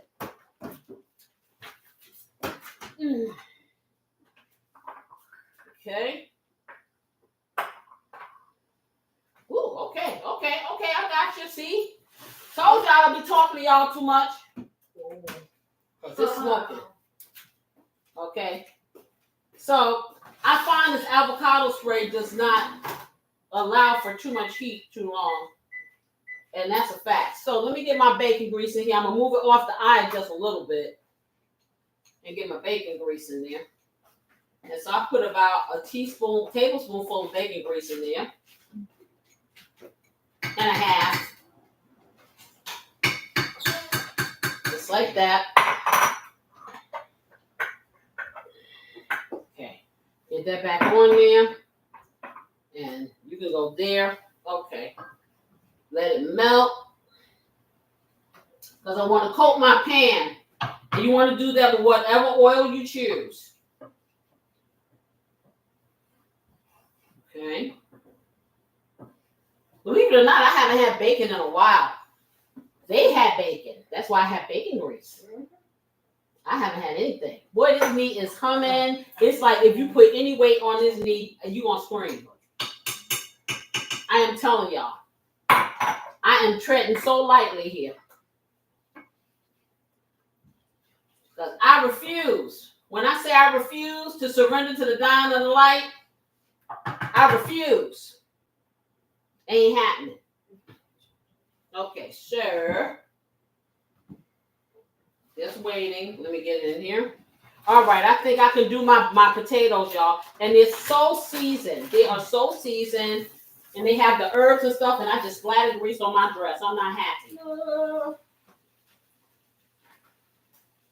So now I'm really going to get to see if my Dawn dishwashing liquid, did it hit it? It didn't hit it. It didn't hit it. Thank you. Because, honey, I was about to get the pre-treat. And I told y'all about that trick about the oil.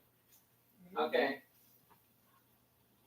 And it wasn't, the grease is not hot. As soon as I put the potatoes in, the temperature went down because I had turned it down. So let me turn it back up because I do want it to start browning. But if you can see inside this pan how seasoned these potatoes are, they already look like they cooked. That's how seasoned they are. Let me get this out the way. I'm going to put this on here. I'm not going to cover it up yet because I don't want to steam it through. I want to brown it. Another way that I've made these foam fries that I really like is I season them up like that. I spray my cookie sheet and I bake the potatoes and then I add them to the skillet once they're cooked and just put everything together so you get less oil. So it's really good like that too. It's a little more time consuming, but hey, when you got the time, you do it. That's it. And when you don't, you do it like this. All right, so let me hobble on over here to the garbage, y'all. Okay.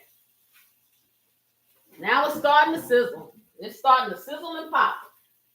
I saw Lois in there. Did she say something? Yeah, I read what she said. No, I just saw her pop up again.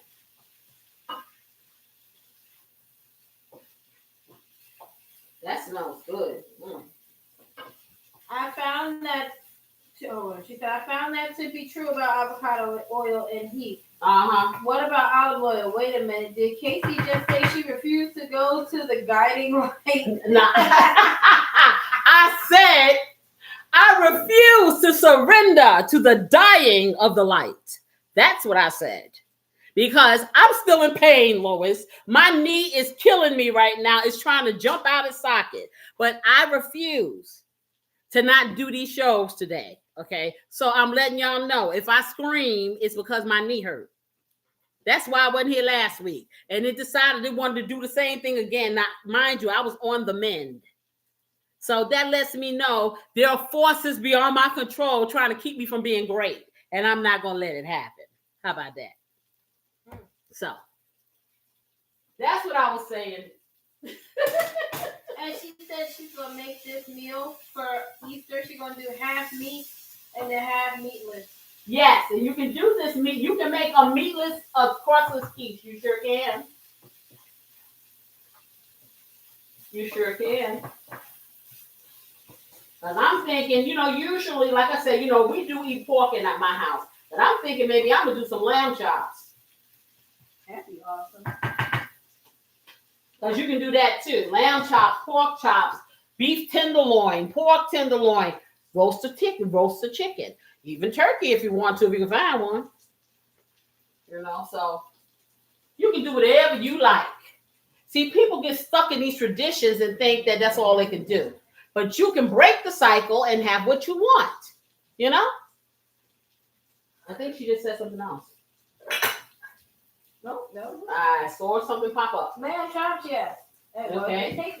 Yours must work faster than mine because it came in after you said. Oh, yeah, it does. I'm seeing it go. And then she said, both funny and my knees hurting too. Oh, honey. Let me tell you something. The scream that came out of my mouth 1 hour before the Love Rhythm recipe last week. Okay. And my crazy self was still going to try to cook. Mm-hmm. The scream she's from. Yes. So, now, like I said, this the oil is not a lot, so it just seasoned it. And that's going to be any of your oils. But like I said, oils that don't allow for high heat cooking, You probably want to turn it down some. And I didn't put a whole lot of bacon fat in here, so you know it is not cooperating. I don't want a whole lot of oil in it today, so I didn't put a lot. You know, I just put a little. But I really need a little bit more oil. I'm not going to do it. I'm just going to stand here and I'm going to move it around so it doesn't stick. That's what I'm going to do. I may have to put a little bit more in there because I think I got really stingy with it. Because my pan is trying to stick and I don't like that. So that tells me that it's saying more, more, more. How do you like it? How do you like it?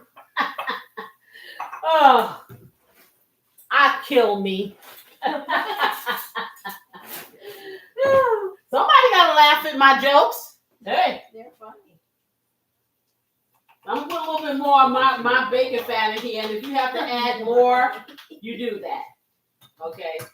Not bacon fat, but if you're using it, yes. But more of your oil. You always, if you're gonna add oil to already cooking hot pan or whatever, if you're sauteing, I wouldn't suggest it if you have a lot of oil and you're frying or something, because it's really going to lower the temperature of the existing oil.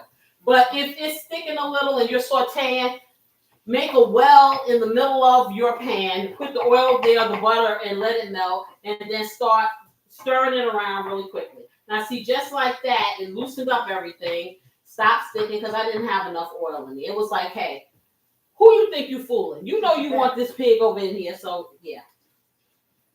So now it's at the point I've sauteed it.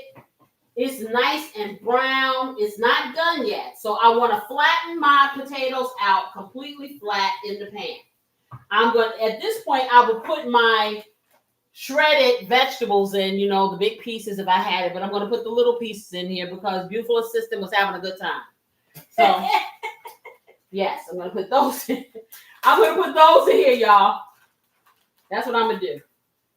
And I have a few little mushrooms in here. I'm going to stick them in there too. I don't care. Everything going in. We not wasting. Waste not, want not. That's what we're going to do. Mushrooms ain't going to do nothing but take on the flavor. If for those of you who don't like them, don't use them. Okay? But I'm putting that in here. So now, shoot, it look like sofrito. Okay? That's how fine it is. So frito is one of the ingredients I'll be using in my arroz con pollo tonight. Y'all don't want, I'm telling y'all need to come see it. I wasn't able to do it, show you last week, but honey, I made it. And when I tell you, it was gone. Oh, it was so good. Adios. It was so good. It was so good. I was so proud of me. And then you know I Casey-ized it too. So it was on and popping. It was good. It was on and popping. Yes, it was. Okay, so let me put a top on this. I'm going to turn this down and let it steam through so my potatoes can get soft. And I'm going to sit down. And we're going to have a little talk about what some of the topics are while this stuff cooks up. Matter of fact, before I start talking to you, what I'm going to do, I'm going to mix up my blueberry muffin mix. That way it'll be ready to go on the stove when the quiche come out, okay? So let me get this over here. Rinse that off. Get that nice and clean. And then I'm going to show you this hack that I'm doing with this cake mix. Now, the cake mix is on sale for 89 cents. And I decided instead of me making everything from scratch, flour, baking powder, all this stuff, like I don't do a whole lot of baking. So I don't have these things on hand if I decide to do it by scratch. So that means I got to go buy it. And then I go buy it and I use it just for this one time. And then I'm sitting here with this stuff for like 3 years. Then I go clean out my pantry and I got to throw it away and I've wasted that money. So why do that when the cake mixes have it already in there? It's a base. Professional bakers use the same method. Trust me, look it up on the internet. And you would think they would get some good cake mix that would be soft or something. Okay, they don't do that. They get the cake mix that's like cornbread. But anyway, they get the cake mix with the box say cake mix. That's what they get. So let me move this over here because this needs to be ready for the next time. And let me wipe this off. So I'm gonna get. So where's my box cake mix at? Why do things keep disappearing? Did you put my box cake mix? Did you put it back in the pantry? I did not bother you. Okay. So let me check this. Okay, that looks good. I'm gonna turn it down to about a 4. I got it. I'm gonna turn it down to about a 4, y'all. Let me wipe the stove off.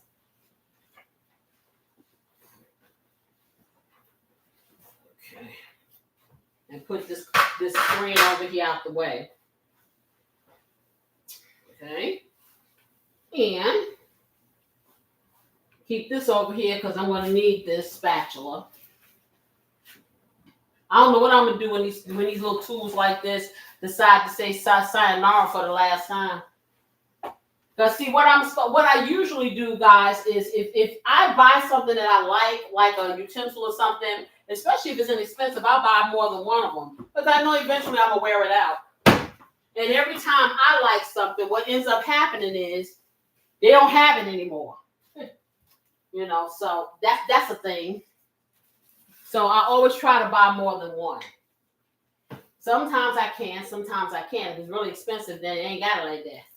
But yeah, so let's get over here. That's going. Cake mix. Let's get that. So what I did, and let me get my pudding because I always put pudding in my cake mixes when I buy this stuff, even if they say they have it. I don't know what kind they got in there, but it don't be lifting my cake like I wanted to. Okay, so I hope they brought me my vanilla instant pudding because I'm using vanilla for this one. Let's see. And of course, they brought me the family size. All right, so I got the vanilla pudding. If you could get me, beautiful sister, some lemon extract. Yep. Now, you can put vanilla in there if you want. I'm telling you, lemon lifts the flavor when you are doing these little recipes like this. So I use lemon. A lot of people use vanilla for everything. I don't use vanilla. There's enough vanilla in this cake mix. So I like to lift it. So the cake mix cost me 89 cents. It was on sale. So their instructions tell you to use a cup of water, 3 eggs, and a half a cup of vegetable oil. And get me that glass measuring cup so I can melt the butter. So in order to make it like I would do homemade, I'm using a stick of butter. I'm going to use the 3 eggs. I'm adding some pudding to make it light. And I am going to use some cream in it instead of water. And I'm going to have my fresh berries in there. And it's going to be yum, yum, yummy. I'm going to add a little bit of lemon extract in it just to give it that kick. And we're going to have us some most delicious blueberry muffins to go along with our wonderful brunch as a little sweet dessert or whatever. And it doesn't take that long. Instead of you having to do all the measuring, all of this, it's just a little bit of measuring and it's not that deep. And it's going to come out perfect because the stuff is already mixed up for you. Yes, it probably is not the healthiest thing, but you don't eat this all the time. Don't sit here and eat blueberry muffins every single minute of the day. This is a special occasion. Take a couple of bites and keep it moving. Okay? Everything in moderation. So, let me get over here. I'm going to get this mixed up. I'm going to get it inside the pie pans, the muffin tins, and what I usually do, I'll make a whole, like a little whole cake, cake out of this. Instead of doing the little muffins, but I'm trying to be fancy. So, let me turn this around so I can do the muffins. How about that? Yes, I am the muffin. Okay, I couldn't resist. Y'all know me. I couldn't resist. This is looking really good. I just want to make sure move it around a little because I don't want it to stick because this is just way, way too beautiful to go bad or to get Cajuned without me trying to Cajun it, okay? And they just look so flavorful and so good that you just want to eat them just like this and not even worry about the meat. I'm telling you. You don't even want to worry. You're like, okay, I don't need no meat. This will be your vegetarian right here. And you really don't have to have meat. I'm telling you, you can make that quiche with your cheeses and stuff and some veggies in there. You can have that, and there you go. Meatless. That's how that goes. So let me get this in here.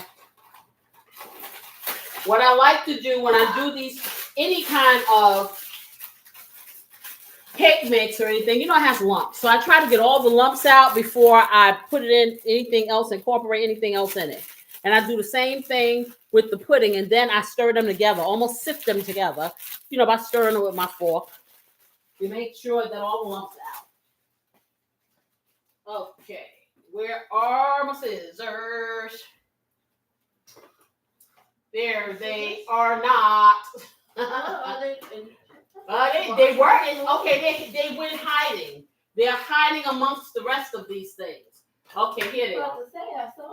Yeah, I put them in there. That's why I know they're there.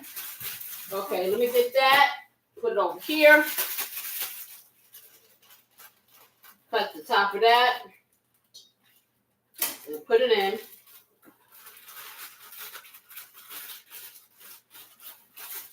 Fold that over. Take this. Now this is larger. I usually get a smaller box of this. So this is a family size, and this is, how many ounces is it? For what? 5.1 ounces. So half of this will be the size you get the small box of the instant pudding. Okay, so let me get that in here. Let me get it out of here, rather, not in here. Let me cut that. And I'm going to use a half a packet of this. Although I don't know what I'm going to do with the rest of it, because I don't know when next time I'm going to make something. I'm going to use a half a packet of this instant pudding. So then, now that I've done that, I'll take this and I will fold it over and put it in a little baggie so it'll stay fresh. And then maybe somebody will make 1 cup of pudding. I don't know. I'll find something to do with it, y'all.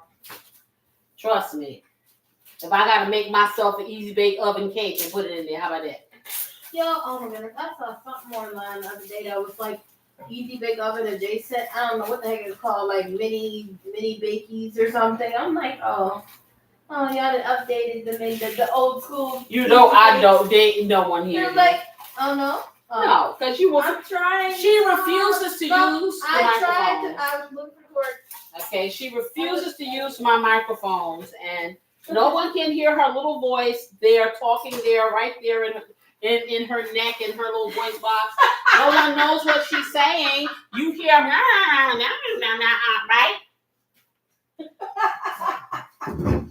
Yeah, that's all up. I'm just saying. Yeah.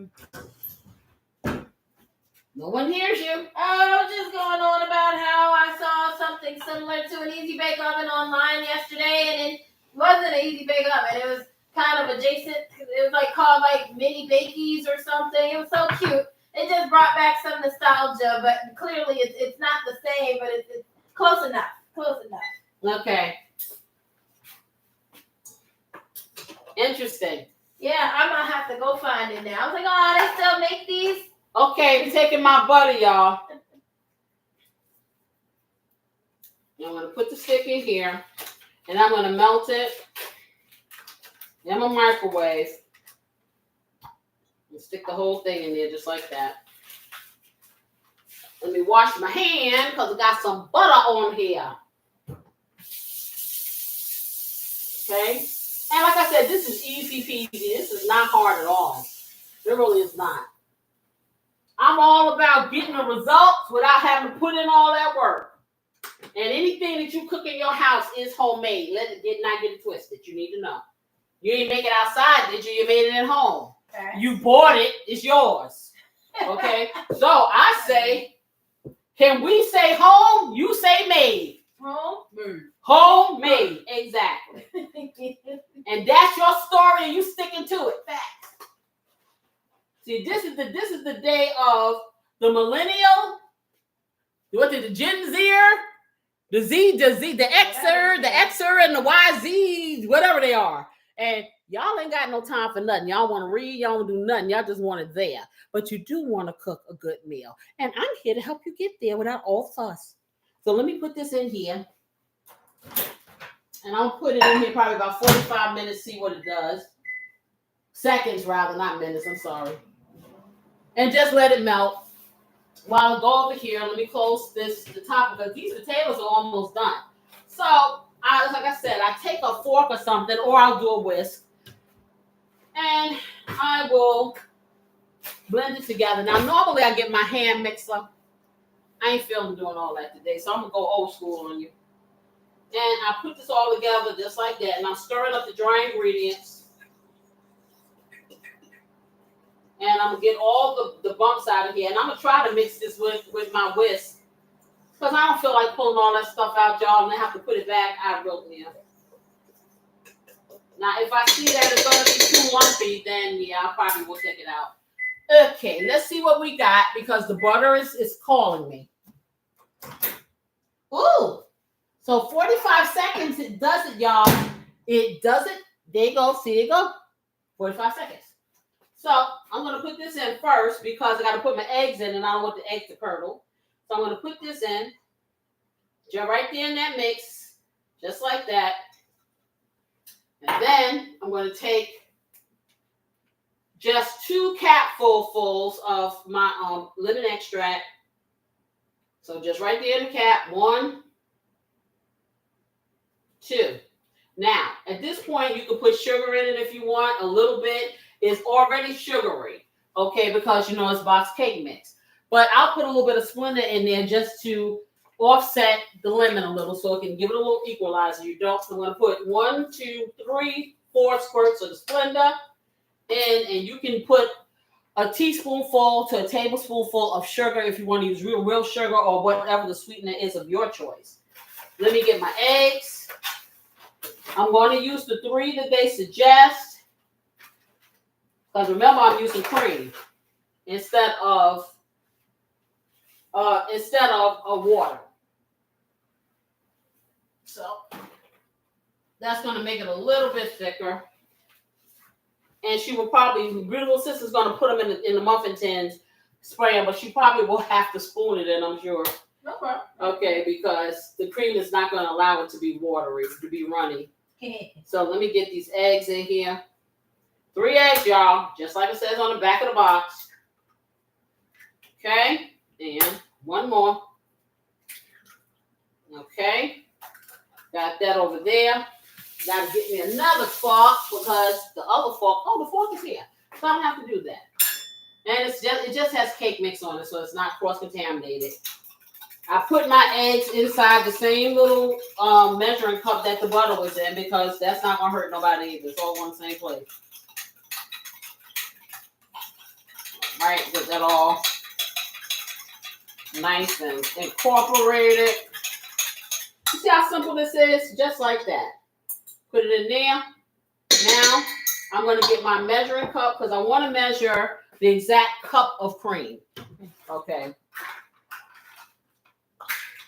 And I want to put that, let me take this lower because this, like I said, these potatoes, one thing about these red potatoes, it doesn't take long for them to cook because they will cook very soft and they get very creamy. So what does it say here? They say I need a cup of water. Okay, so we're going to do a cup of cream. Okay, just like that.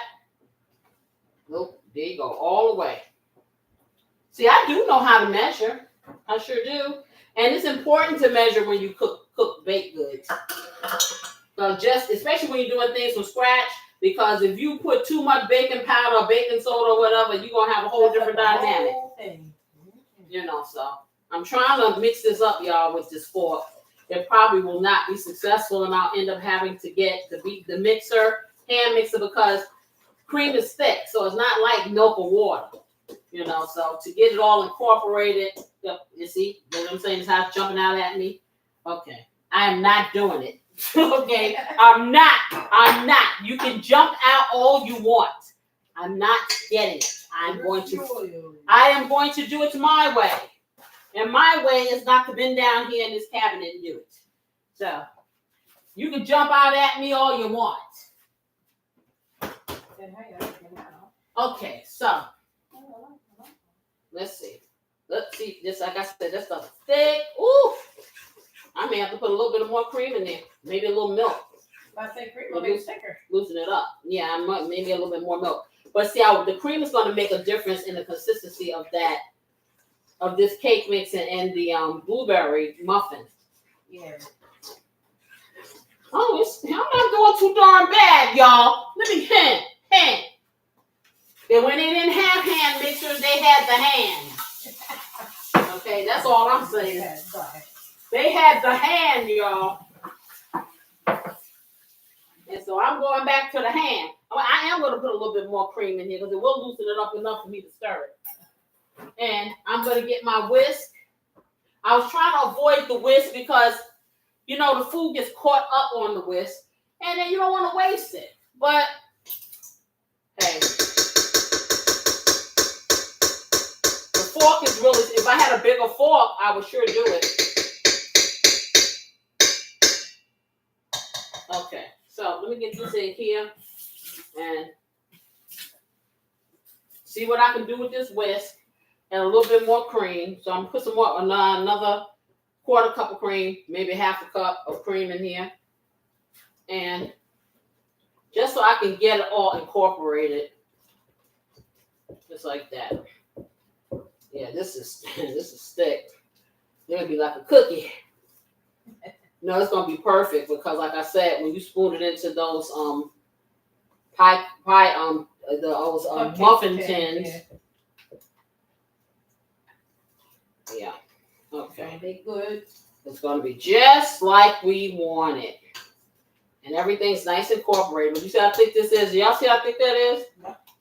But it's creamy. It's not lumpy, and that's what I like. So I'm just gonna. Basically, I'm just folding it with this whisk. I'm not even stirring. I'm just folding. Folding, releasing. Folding, releasing. Okay, and that's what we continue to do, just like that. Just like that. All right, so now that I've had my muscles exhausted, let me go check this over here. Because I don't, see, this is probably done right. They're real soft. Who wants to be the taste tester? Me. I'm already ready.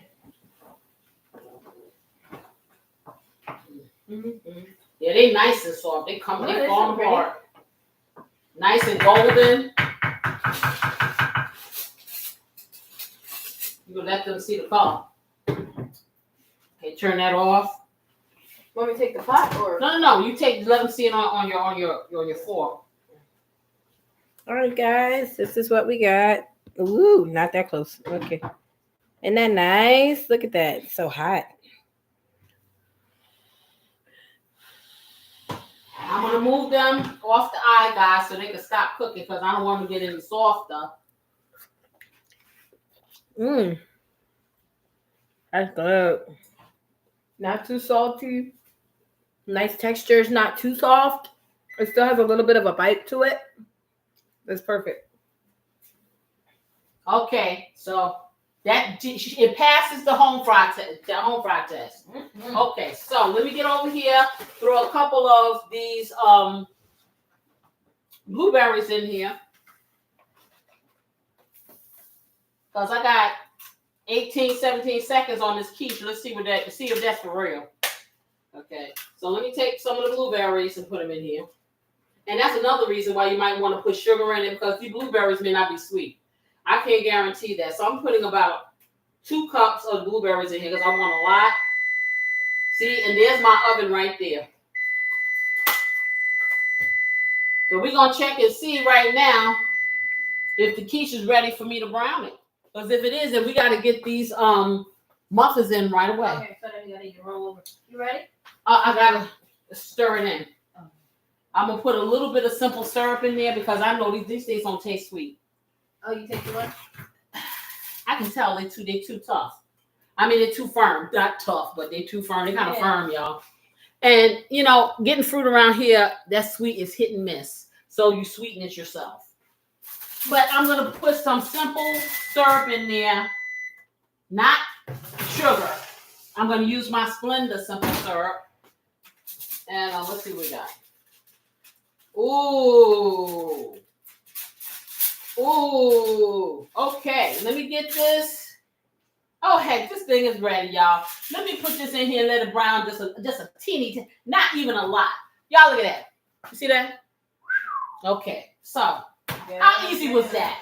So we're going to put this in here. I'm going to just let some of these little juices from the condensation drop off of there. We're going to get this all together. Let me get my simple syrup and put it over here so she can get these in there. After that, we're going to make our mimosas and we're done. Okay, where's my syrup? It's on the shelf. Here it is. I got it. So this is a new thing that Splenda has. It's like a syrup. You can put it on your pancakes, whatever. 0 carbs, 0 calories, sweetener.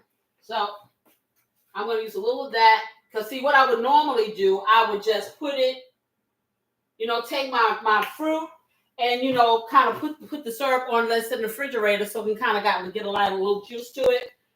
But I was pressed for time, so I didn't do that. Yeah, you better come over here and get this ready to go in. You gotta grease the muffin tins. Now you can grease it with a little cooking spray. My muffin tins are supposed to be what do you call it? Non-stick. Non-stick, but you know what? I don't trust anything. Where's The muffin tins over there. No, I'm not the avocado. And you want the other oil because that avocado oil, and like I said, it can't deal with that heat. So I'm gonna put some more blueberries in here, y'all, because I just wanted to be bursting with some blueberries. And I'm just gonna mix it up some more. And what she's gonna do is she's gonna spoon it in there. You don't want to fill it all the way up, but you want to put enough in. You know what to do. Yeah. And then you can show everybody. Okay. And we're going to cook them. And, yeah, we're going to enjoy this little brunch.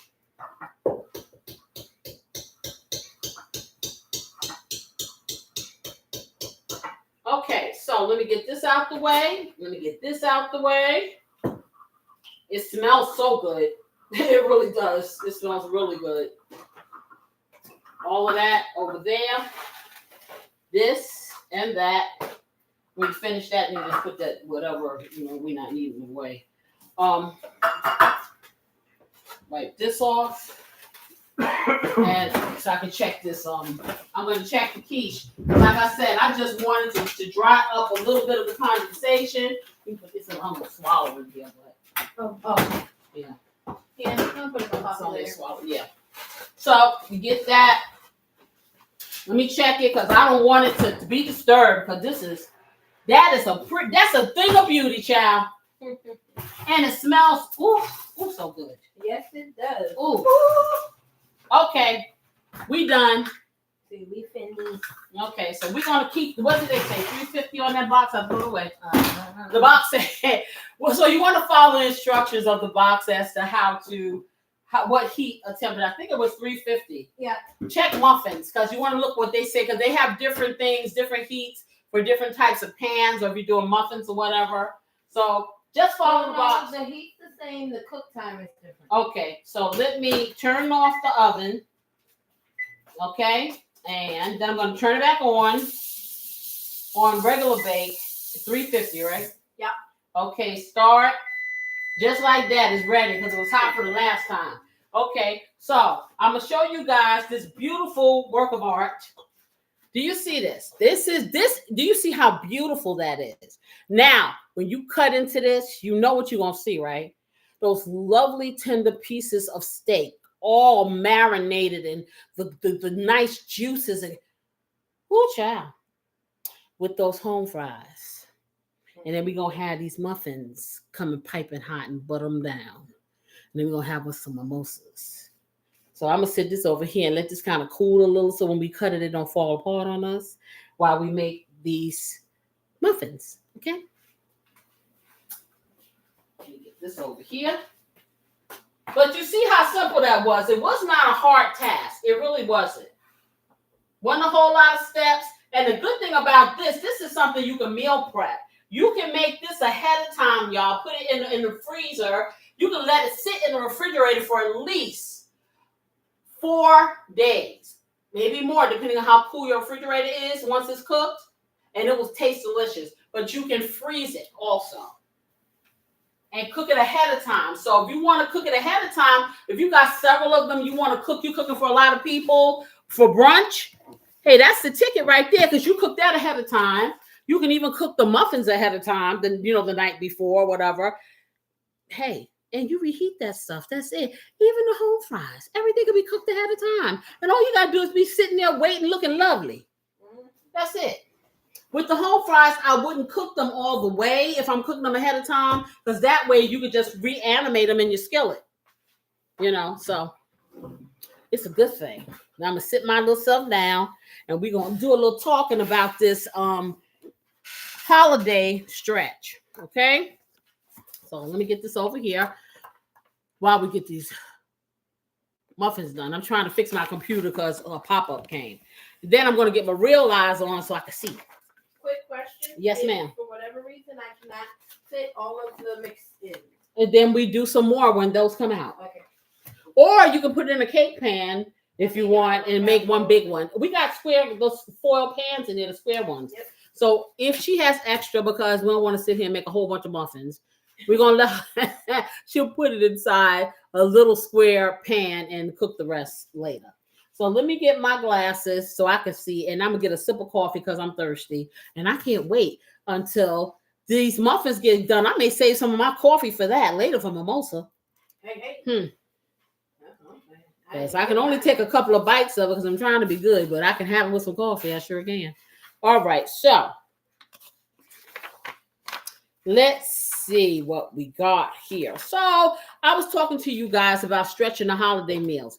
Either before you cook, if you got some things in the refrigerator, you can whip up a little casserole and sit on the side, a little side dish or something like that. For something you already have in your pantry or your refrigerator, something left over. Or once you cook some of these things, have leftovers for the next day, and the next day. So, for instance, if you so choose to cook a ham, ham's pretty big. 9 times out of 10, you're not going to eat it all. So then what do we do with the rest of the ham? We can do a lot of things. We can season our vegetables with it. We could take chunks of that ham and put it in a casserole. We could take pieces of that ham and have it for breakfast with some eggs. We can do a little stir fry with the ham. We sure can. And mix it with some rice and some vegetables and stuff. If people do it with Spam, why can't you do it with ham? Okay, same thing with any of your meats, that you cook. You can make little other things with it, so it's not redundant. I mean, you may want to eat that meal again the next day because it was so good. But 2-3 days later, you probably may not want to eat it over and over and over. I don't have a problem because it's good one day, it's good every day. But I got people in my house, they think they too good to eat a leftover. They don't remain nameless, but I'm just saying him upstairs. Anyway, so you got to make it creative. So we do things like I said, don't toss away I don't know. Who of you, I want to know how many of y'all toss away the leftovers from your holiday, unless it's maybe like 6, 7, 8 days. You just really have exhausted it. Please, somebody send me a hand up or something, okay? Because I don't know anybody. Child, please, they be bringing Thanksgiving food to when we used to be in office. Shoot, they be bringing Thanksgiving food and Christmas food to work for lunch until New Year's. Okay, so I don't know. Okay, so this is what I got, and yes, there is some left. Okay, so you see what she did, right? Lift it up. She put it in, and this may be a little bit too much because they're gonna really fluff up, but it's all good because this is non-stick, so we should be able to get them out. But make sure you got your foil there. Yes, sir. Okay, we got the foil there. She's going to put it in, and she's going to put it on a timer. We'll see how. Okay. Sounds accurate. Yeah, and then the rest of it, she's going to make a little cake, which I'm sure people will be happy for later. Anyway, so like I said, I didn't see any of you respond, okay, about throwing leftovers away, really? No, that's crazy. They taste better the next day. Anyhow, so you can do things, like I said, reheating the same plate and flip it. The stuffing, well, see, this is what they say. I've never had waffles made out of stuffing. But, hey, I made stuffing muffins, so I can see why you would make a waffle. That'd probably be pretty cute. And then you chop up your turkey or whatever. Hey there, Kimmy Pooh. Oh, that's my girl. How you doing, baby? Anyway, you can make the waffles, and you can take that turkey or chicken, whatever you have, with some gravy, right? Real cool and cute. Put the waffle there real nice. And then you spoon your gravy chicken or turkey over the waffle. Is that not cute and something different? Okay, that's a good thing. Okay, so same thing with mashed potatoes. You can actually make like I guess like they're trying to do like a home fry type thing, but they take the mashed potatoes. Their mashed potatoes must be pretty stiff. That's all I can say. But you could put, onions and things and stuff in it, and you can fry them on both sides and have like the mashed potato pancakes. And they have cranberry sauce. They make a glaze for a sandwich and all the stuff like that. But anyway, it depends on what you cook. You can have leftovers and you can make stuff out of it. And I'm gonna tell you, a casserole is something you can make out of anything. Casserole could be anything. You could just go in your refrigerator and whatever's in all them little bowls that you just. I'm gonna eat the rest of this later. That's my house. I'm gonna eat the rest of this later. 10 days later, I go looking and I'm like, what is this stuff? Oh, I just was gonna eat it. No.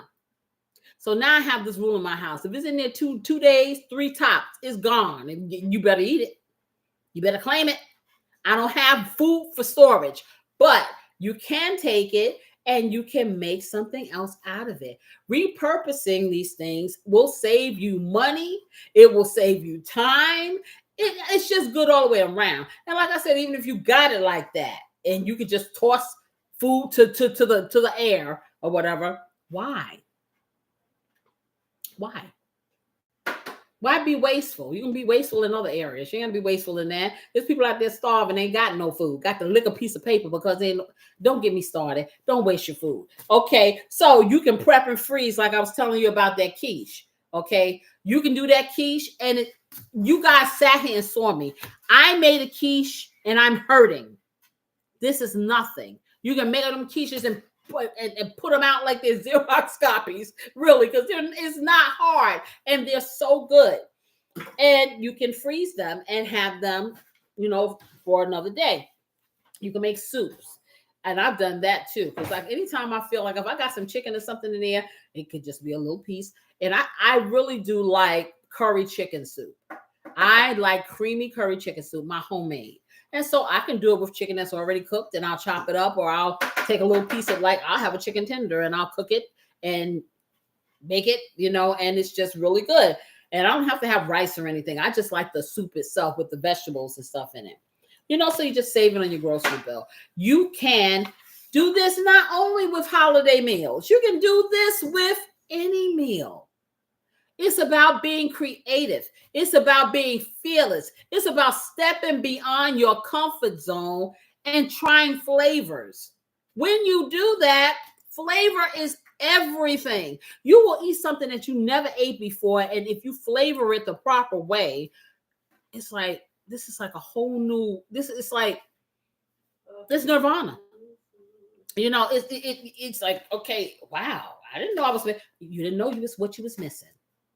So stop missing stuff, Put it on some pizza. I showed y'all how to make homemade pizza. It's a lot of things you can do. And not say, first of all, oh God, what, chicken again? Even though, hey, I'm sorry, chicken is the go-to. You can do everything with chicken. Chicken is a universal language. Chicken, there's not a safe chicken in this world. I'm just being either before it's born, the egg, or once it's here, it's just not. Chickens are not safe. They just do it. Think about it. Everything that you have never eaten and can't identify what they say it tastes like. Tastes like chicken. Everything tastes like chicken. So that go to show you chicken is number one. I'm going to do the research on that to find out if chicken really is the number one. Well, it's not meat, it's poultry, but the number one, I guess, protein, okay, that people eat. Because I am here to tell you, in this house, the moment you say what you want well, I have one that said I don't want no more chicken, but then turn around if the order out, get chicken. Okay. Then I have the children That's all they ever want is chicken. Chicken. I'm telling you, I am going to squeeze them one day on television, right? On YouTube. I'm just now when you see their face, I'm gonna just squeeze them, and you're gonna see like feathers floating because these kids eat chicken all the time. All the time. Oh my goodness, it's just way too much. Anywho, so that's about it. But let me get to telling y'all about this show tonight. Child, you better tell somebody. Because if you've never had arroz con pollo, first of all, you ain't never had it like this, okay? And I've had some delicious arroz con pollo. I'm from New York, okay? So I have a lot of Hispanic friends, and I've had it Dominican way. I've had it Puerto Rican way. I've had rice and chicken dish. I mean, I think every culture has some type of rice and chicken dish, really. Really, it's the truth. I don't care. It may be not made the same way, but that is a major comfort food. And arroz con pollo is all that.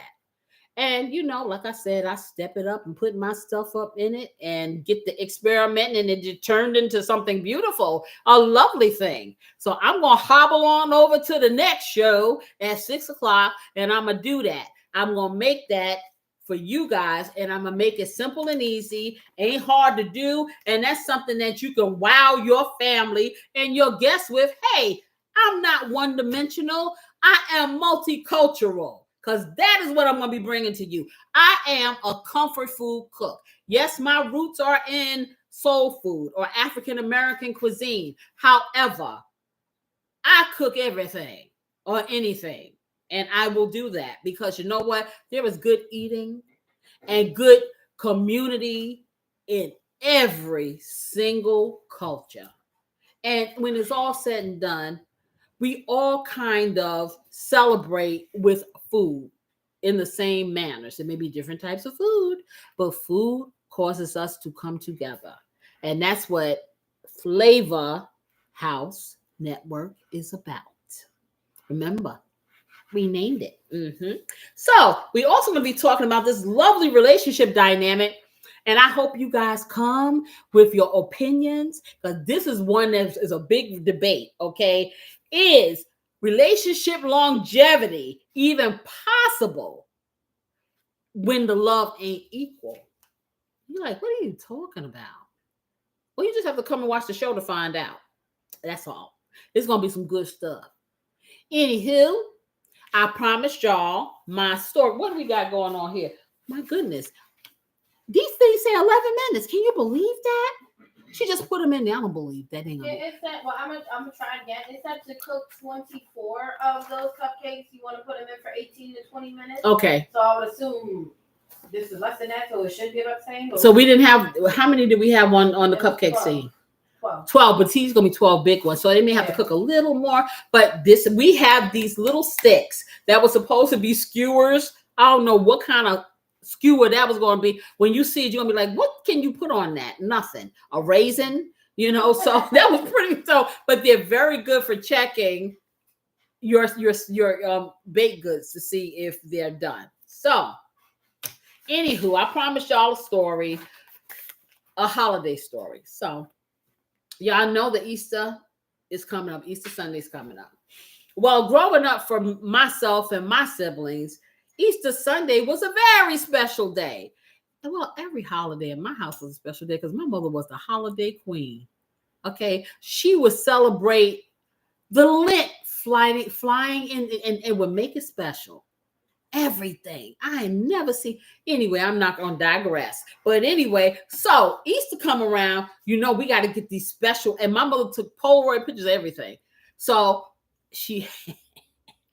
we would be so dressed up. It'll be all this pomp and circumstance and the curls and the hair and the matching clothes and the this and the that. And all the kids would be so cute and everything. And you would go to church, and we would, and all this stuff like this on Easter Sunday. But you'd have, when you wake up in the morning, you're so excited because she got this big giant bag of trouble for herself. All this sugar, all this chocolate, all of these eggs eggs and jelly beans, big old Easter baskets, number one. And then we lived in a high rise at that time, 24 stories. We were on the 17th floor. And then she would color eggs and she would hide the eggs in the house. And we had Easter egg hunts. We had Easter egg hunts in our house. We sure did. You could find some on the terrace and in the flower pot. There was some underneath the couch. There was some. We would have such big fun. And then before all of that happened, we would get all dressed up. So this is the one time. Coney Island is like this amusement park in New York. It's just there. It's been there since the 1800s. So this would be the time that Daddy would take us in the car to Coney Island. And we would be the first people there because my father was famous. If he went someplace, he had to be the first one there, door open. So he can get in there, do what he got to do, and get out. And so that's how the trip to Coney Island was after all of that pomp and circumstance. And we're all dressed up. I don't even remember. Did we get on a ride? Yeah, I think we did because we were little kids or whatever. So whatever. But yeah, this was the yearly trip. Coney Island. That was there for an hour. You came back. You did the church thing. You took a million pictures. You ate all this candy. You were binging all over the place, comatose. And my mother done cooked everything but the kitchen sink. And it was just, everything was just so delicious and so festive. And so my life filled with food, always filled with food. Hey, nothing you can do but eat it. It was like, this was just, everything was food. I remember, and I'm going past this holiday. My mother was so into holidays until she bought Halloween music. So there were record albums that had Halloween music. Records, for the young people, you don't know what it is, but it's like big giant albums, LPs, and you play them on a record player. It has a needle and, well, look it up. Anyway, and so she had Halloween music and she would decorate our apartment. And she would have us bobbing for apples in a pot. It's like, whatever there was to be done, this lady was celebrated. Yeah, she was the bomb. She really was. But Easter was like this. Easter was like Christmas. Every holiday was like Christmas. You were the most excited kid all the time. We believed in everything. The Easter bunny, Santa Claus, the Tooth Fairy. I remember trying to pull some teeth out so I could get the dollar. Oh, man. Well, they were loose. So it's like, and you watch too many cartoons, right? So I'm sitting there trying to tie a string to a loose tooth and tie it to a doorknob and slap so I can get some money because, hey, they had us believing in the Tooth Fairy too. My sister can tell you, but it was a good life. It really was. And these holidays were very special, in my household, and they still are. I don't subscribe as deep as my mother does, and I have to remember a lot of times, well, honey, my oldest son, it's just like, he knows everybody's holiday, not just his holidays. He knows every cultural holiday. He knows that. I'm like, okay, I can't celebrate everything. No, you can try. I just can't. I just can't. So that's my little home cooking story time, taking it back, okay? And I just say, hey, however you want to celebrate, whether you celebrate or not, it doesn't have to be a holiday. Make every day a special day in your life. You only got one of them.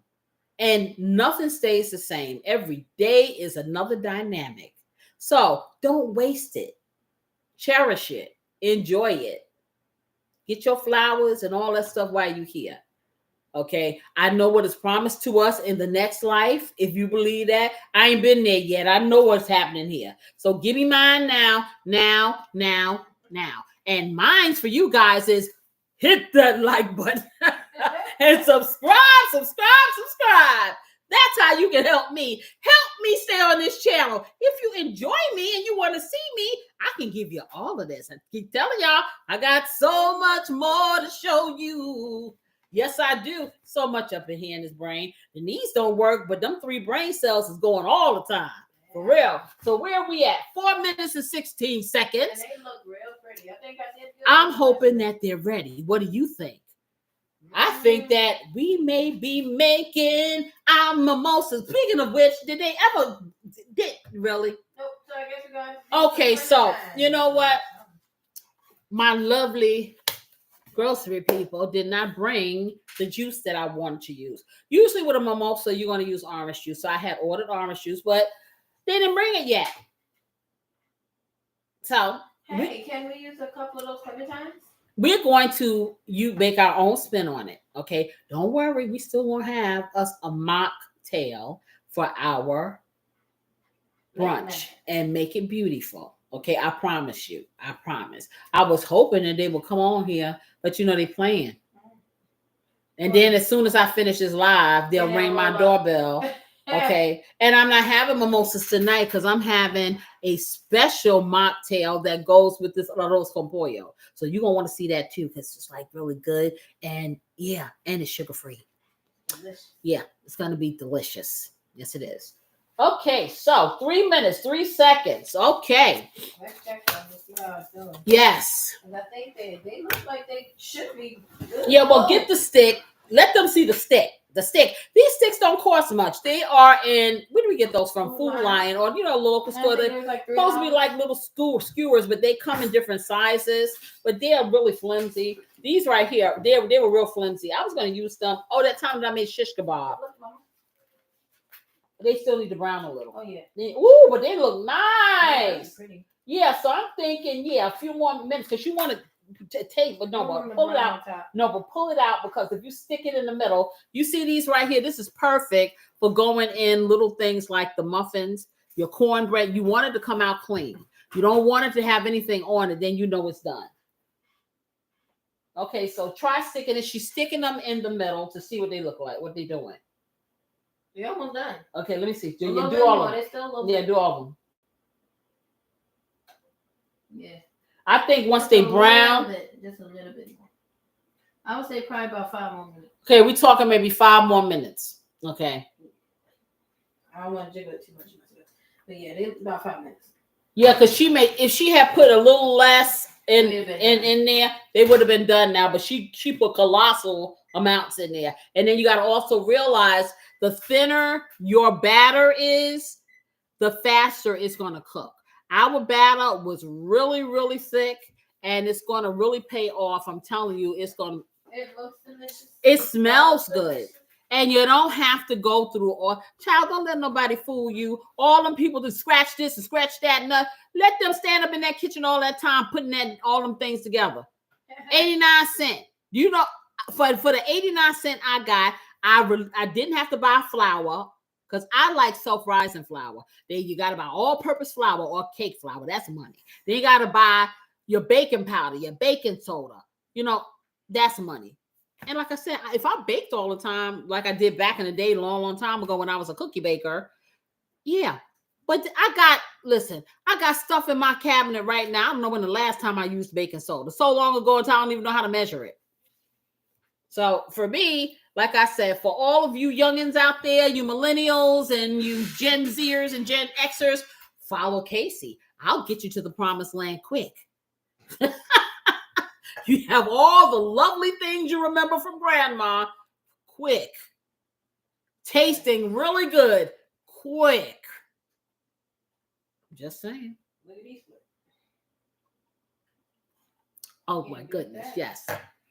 So I think we've been quite successful today. I was able to cook this food and you didn't see me scream that much. Oh, it was there. Oh, it's a couple of times that niece said, you better tell him I'm here. And I said, no, knee. I'm not telling you nothing. No, back. I'm not. I can't feel anything in my legs anyway. So it's like, no. It wasn't happening this week. I am telling you, it wasn't happening this week. So it can just tell itself that it needs to go somewhere because I got another show and I will be doing it. If y'all see me rolling across the kitchen in a chair, just know I am not going to miss my show and I'm not going to miss giving this information to you because, again, I got so much more to show you. That's going to be my mantra. Mm-hmm. Anywho, did you do another 5 on there? Yeah. Okay, it's almost 3. I'm hoping that it's ready because I am in starvation mode. I waited and waited and waited for this. I can't wait. Let me go over here and check. That's what I want to do. I want to check my quiche. I can use this to check the quiche too. I know it's where it needs to be. It was done when it came out. I just wanted to kind of sit so when I cut it, it looks real pretty. And we have the time for it to sit because we're waiting for the muffins because we don't want to have the muffins. We don't want to have the food without the whole shebang. So mixologists need to be over here mixing. Yes, and we can use some of those clementines and a mixture of clementines and probably the juice, and it'll be orange. It'll be fine. Okay. We always find a way to make do. So let me get my potatoes back over here so I can reanimate them because I like my food hot. I don't know about them. They like lukewarm food. I'm not that girl. And wipe this off over here because I got to get ready for the next stage. I had a clean chicken, y'all. Get this over here. Wipe that down. Put the top on. I'll put my garlic in the fridge because it's supposed to be refrigerated. Wipe this off here. All right. Good grief. I didn't buy 3 of these. How did I do 3 of these? I don't know. What are you talking about? Yeah. She did. That young woman was slipping. Okay. I didn't, good well I didn't order no 3. Well, 1 you had already. Yeah, but it's almost gone. I didn't order 2. Well, I think what happened, I bought one for you the last time, and you got one. Oh, I didn't know. And I'm like, okay, I did not order all that. Oh, this is good. Now I'm going to cover this up now because I want to keep it warm. But this is going to be a perfect cut, y'all. Y'all gonna really enjoy this. Let me check on. You're going to enjoy watching me enjoy it. That's well, you're going to enjoy it if you make it. Exactly. Maybe this will promote you guys to make it. Woo, look at that. Okay, come look. Okay, just a second. I need that little pokey. Okay, just a second. I'm gonna get this on here before it loses all its heat. Yeah. Because we don't want that. No. Okay, let me see. That looks pretty. Let me get a. Because I may want it just a little bit more brown.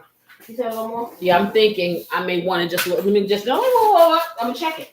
Oh, okay. So I'm checking it again, but I'm watching the blueberries as they're bursting through the cake. Yes. Yeah, they so fluffy though. Look at that.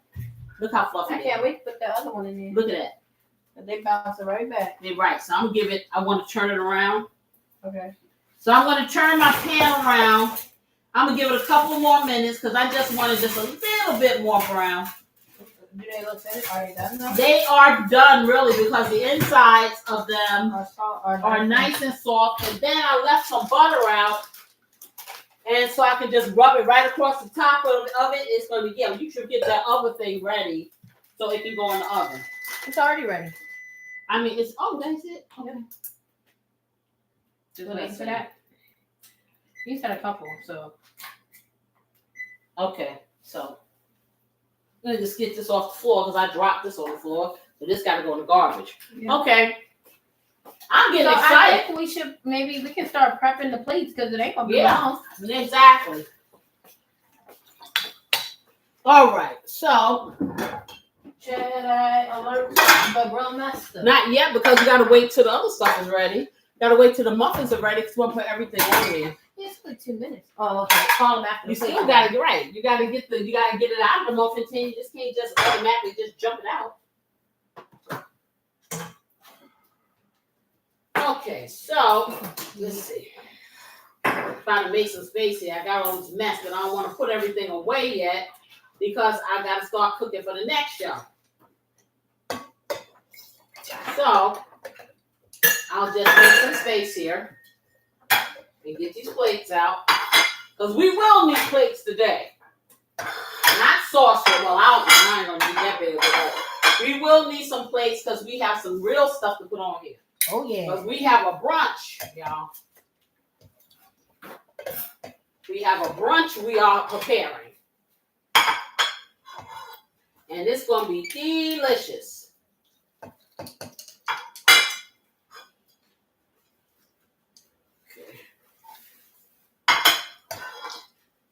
Right?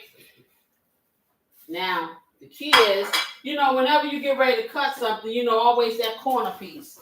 That corner piece is, once you get the corner piece out, you got smooth sailing. So I have to decide how I'm going to get the corner piece. Oh, I may not have a problem, though.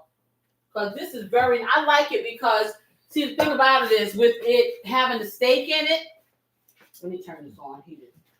With it having the steak in it, it made it a little denser. So it's going to be nicer to cut. That's your 2 minutes. Wow. Okay. I don't think that's ready. Okay. It's going to make it a little easier to cut, so it's not going to fall apart, which I'm happy with. And it's just going to have steak through and through.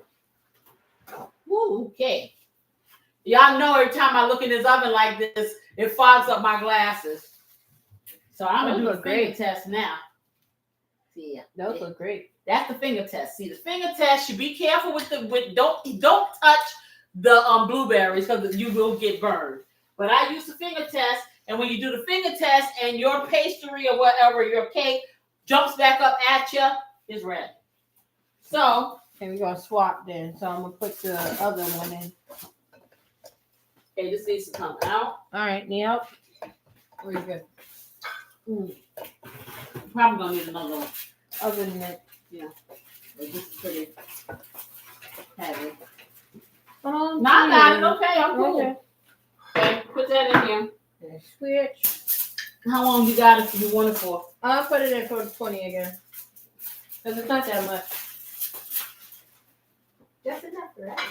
Mm-hmm. Okay, so let me put the butter on. 20. Yes.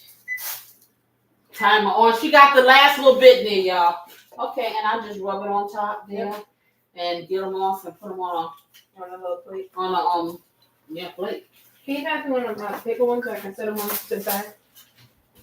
Yeah. There you go.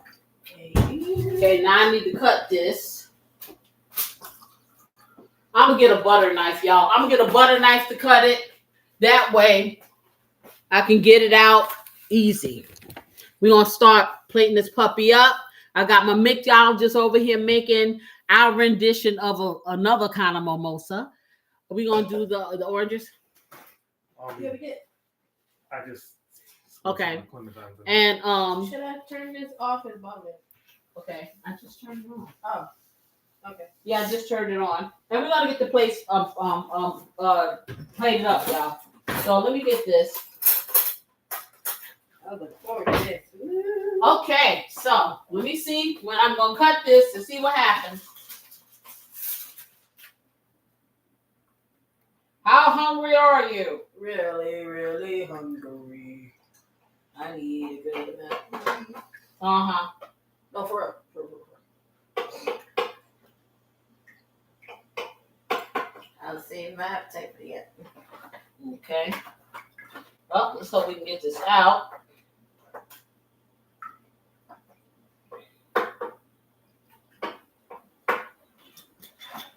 Always that little first piece that want to act up, don't want to release itself and be pretty. It's edible, but it don't want to be pretty. Mm-hmm. See, it knows. Uh-oh. All right. Did it do its thing? It came out pretty. Said, I'm going to make you a liar. I know, right? Came out just as pretty as it want to. I should have used a sharper knife.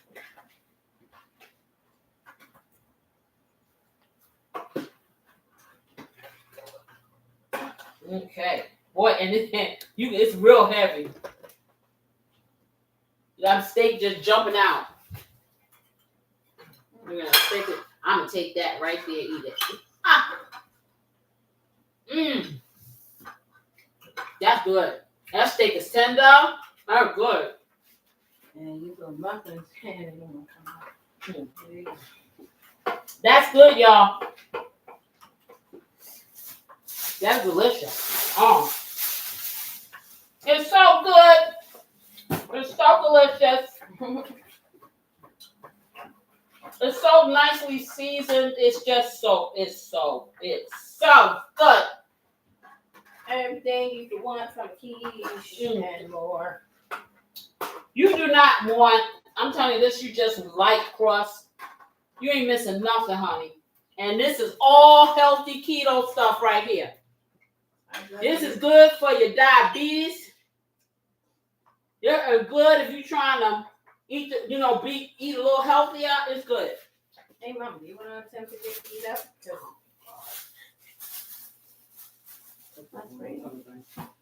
You need them cool.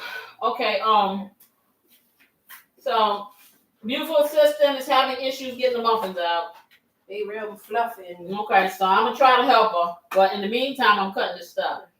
You can play. Turn out those home fries off. Maybe I should have made more, but this is almost gone. This one's already turned out. But it's so sober. No. Okay, y'all. So I'm cutting this up. Okay. I'm gonna close that up, and I'm hiding the rest of it, everyone.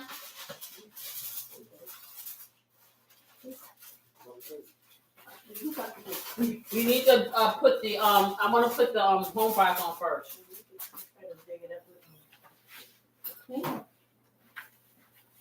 You probably want to use a butter knife. Yeah, I was gonna try to get a bone.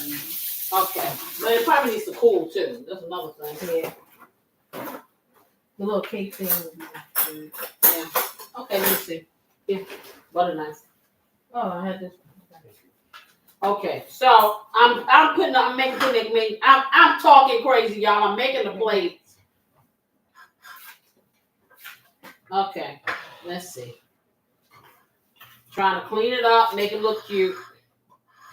I'm trying not to taste it. Everybody over here my way, so it's hard for me to make my plates.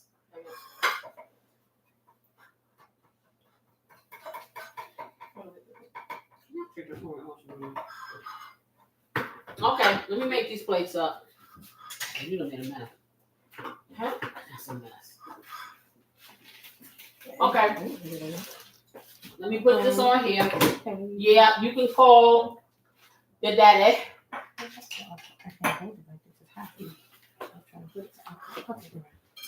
I'm going to put these on here and they're nice and warm.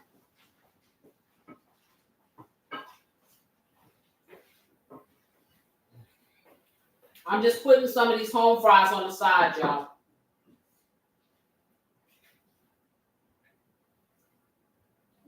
And get that on here real nice. That's beautiful. Okay. You get it on everybody's plate.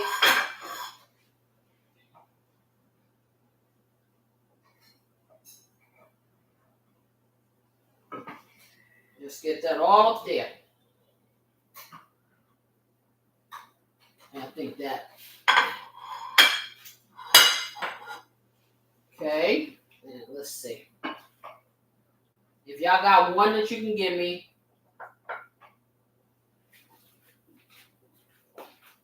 It doesn't look like Jason had it. It doesn't look like Jason had it. There we go.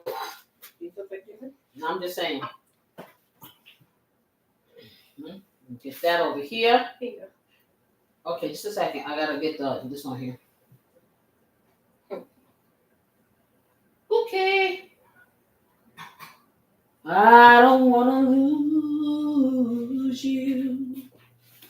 I love you, and I gotta clean that off. I gotta clean that off. Put that on the plate. Yeah, put them on the plate. I gotta clean the plate off. Okay, I'm just cleaning my plate off so it can look cute, y'all. Because it got a lot of juices and berries and gravy over here. So I'm just cleaning it off. Someone call the grill master. Let's see. I'm going to put a little parsley on here for garnish. And then We're going to eat it up. Okay? Do a little bit like that. Okay? And a little bit like this. Something like that. And some of this on that. Okay. Cute, cute, cute, cute. All right. Let's grab one of these muffins. Oh. Okay. That's cute. They're nice and soft. They really are. They kind of falling apart, but they're nice and They're soft. delicious. Yeah, that's interesting. Okay. All right. I forgot whose plate is what. I know the biggest one is Corey's. Mm-hmm. So, and then the next biggest one will be your father's, and then me. I think this is mine. Okay. I'll be waiting for my muffin. Who's gonna try? You wanna try yours first? Yeah. Okay. So I forgot which one is yours. Let's see. It's probably this one. Yeah. Okay, get yourself a fork. Okay, you can show the peoples. I'm gonna get me a muffin. Excuse me. That's your plate. Thank you. Mm-hmm. May I get a little more of the potato? Yeah, eat that first before you start putting more in there. Okay. Well, look, guys. This is She what we trying got. to eat it up. They didn't even put the first one in her mouth. I'm pretty hungry. This is really good. Okay, we need to see our mimosas. Where's your father? I called him. He should be on his way. The light glare is making it hard. Okay, you gotta stand back. That's a good plate. The muffin's the only thing that don't want to show up. Let me bring this out a little bit. I think you can see. Can y'all? Yeah, there we go. That's better. Look at that. Okay, that's a lovely, lovely, lovely brunch. What y'all think about that? Yeah. That's beautiful. Okay, let's do some tasting here. Yep. I'm looking. I don't see a spoon. What's going on? No, they got some of the spoons and forks together. Okay, I'm not seeing that. I see knives. All right. So I know one thing: if your father don't show up soon, His he ain't food gonna gonna he ain't gonna disappear. I know that. Sit up here and Okay, play. so I'm gonna take a little He can bite of play. this. He can play if he wants.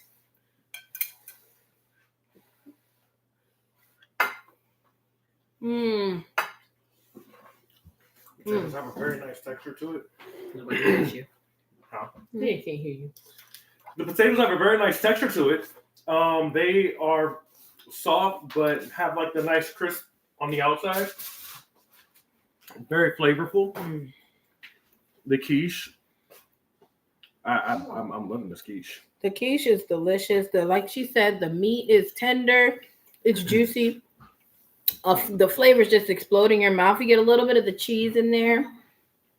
The combination of the potatoes and the quiche together are delicious. I'm gonna taste a little piece of this muffin. I had a little taste earlier while I was pulling it out. Okay, excuse me. Let me get this to the Look at how the blueberries grill just, master. That look good. That look good. Okay, guys. here those you blueberries go. really just Wow. incorporated themselves in the mix. Wow. There's your mimosa. Mm. Oh, those mimosas look good too. Wow. Mm. We have to do sparkling glasses. Everything is delicious.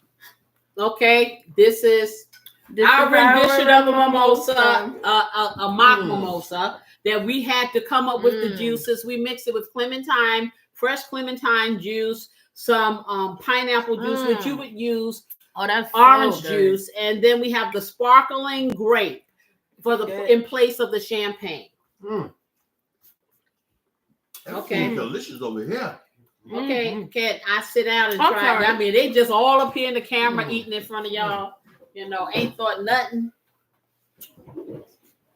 What's Okay. this, darling? I got the steak in. This is a steak, a pepper steak quiche, Brussels Ah. quiche. Okay. Okay. That's Like working. I said, I need a little more of that. That's different. It's working. Oh, I Okay. can see. Yeah. So yeah, look at that. That's nice. I'm gonna taste this, y'all. Mm. I'll be the judge of that. And then these are some nice blueberry muffins. Okay. Now that was That's delicious. That's a blueberry muffin. that was the potatoes. They are very soft. They're creamy, nicely seasoned. I'm sorry, making a mess. And then they have like just the slightest bit of heat, which is good. So let me taste this pepper steak quiche. Now I want y'all to see this. Okay. Do you see the bits, all of that bits and pieces of the pepper and that ribeye steak and that bottom round steak? Let's see if it really is tender. Delicious. It's tender. Oh wow. Listen, and the combination of all of those different cheeses that I can put up. Now, this is a wonderful Easter brunch. Yes, it is. Or anytime brunch. You know, you just want to lay back. You want to relax. And you don't want to eat so early because you're sleepy. Make it ahead of time. Oh, good. This is so good. Yeah. So good. I'm going to chew this. I want to taste the muffin. That muffin is really good. You can taste that little hint of lemon, but it incorporates and tastes really good with the flavor of the blueberries. Blueberries are a little bit tart, but from that syrup you put in. Right, exactly. So it's good that I put the syrup in because she was saying the blueberries are a little tart, but it offset it with the syrup, and now you're not getting the extra sugar. You have the butteriness of, and this is the muffin. I just took a little piece, and then you have that little twang from the lemon extract instead of vanilla. So let's see. Oh wow. What it has, I'm gonna tell you. It has like because of the pudding, that's what it is. The outside of the muffin has like a little crisp to it. So you think it's gonna be like crunchy, but then when you get into it, it's moist. And you have all these different flavors that are combined. Child. Okay, let me taste this mimosa.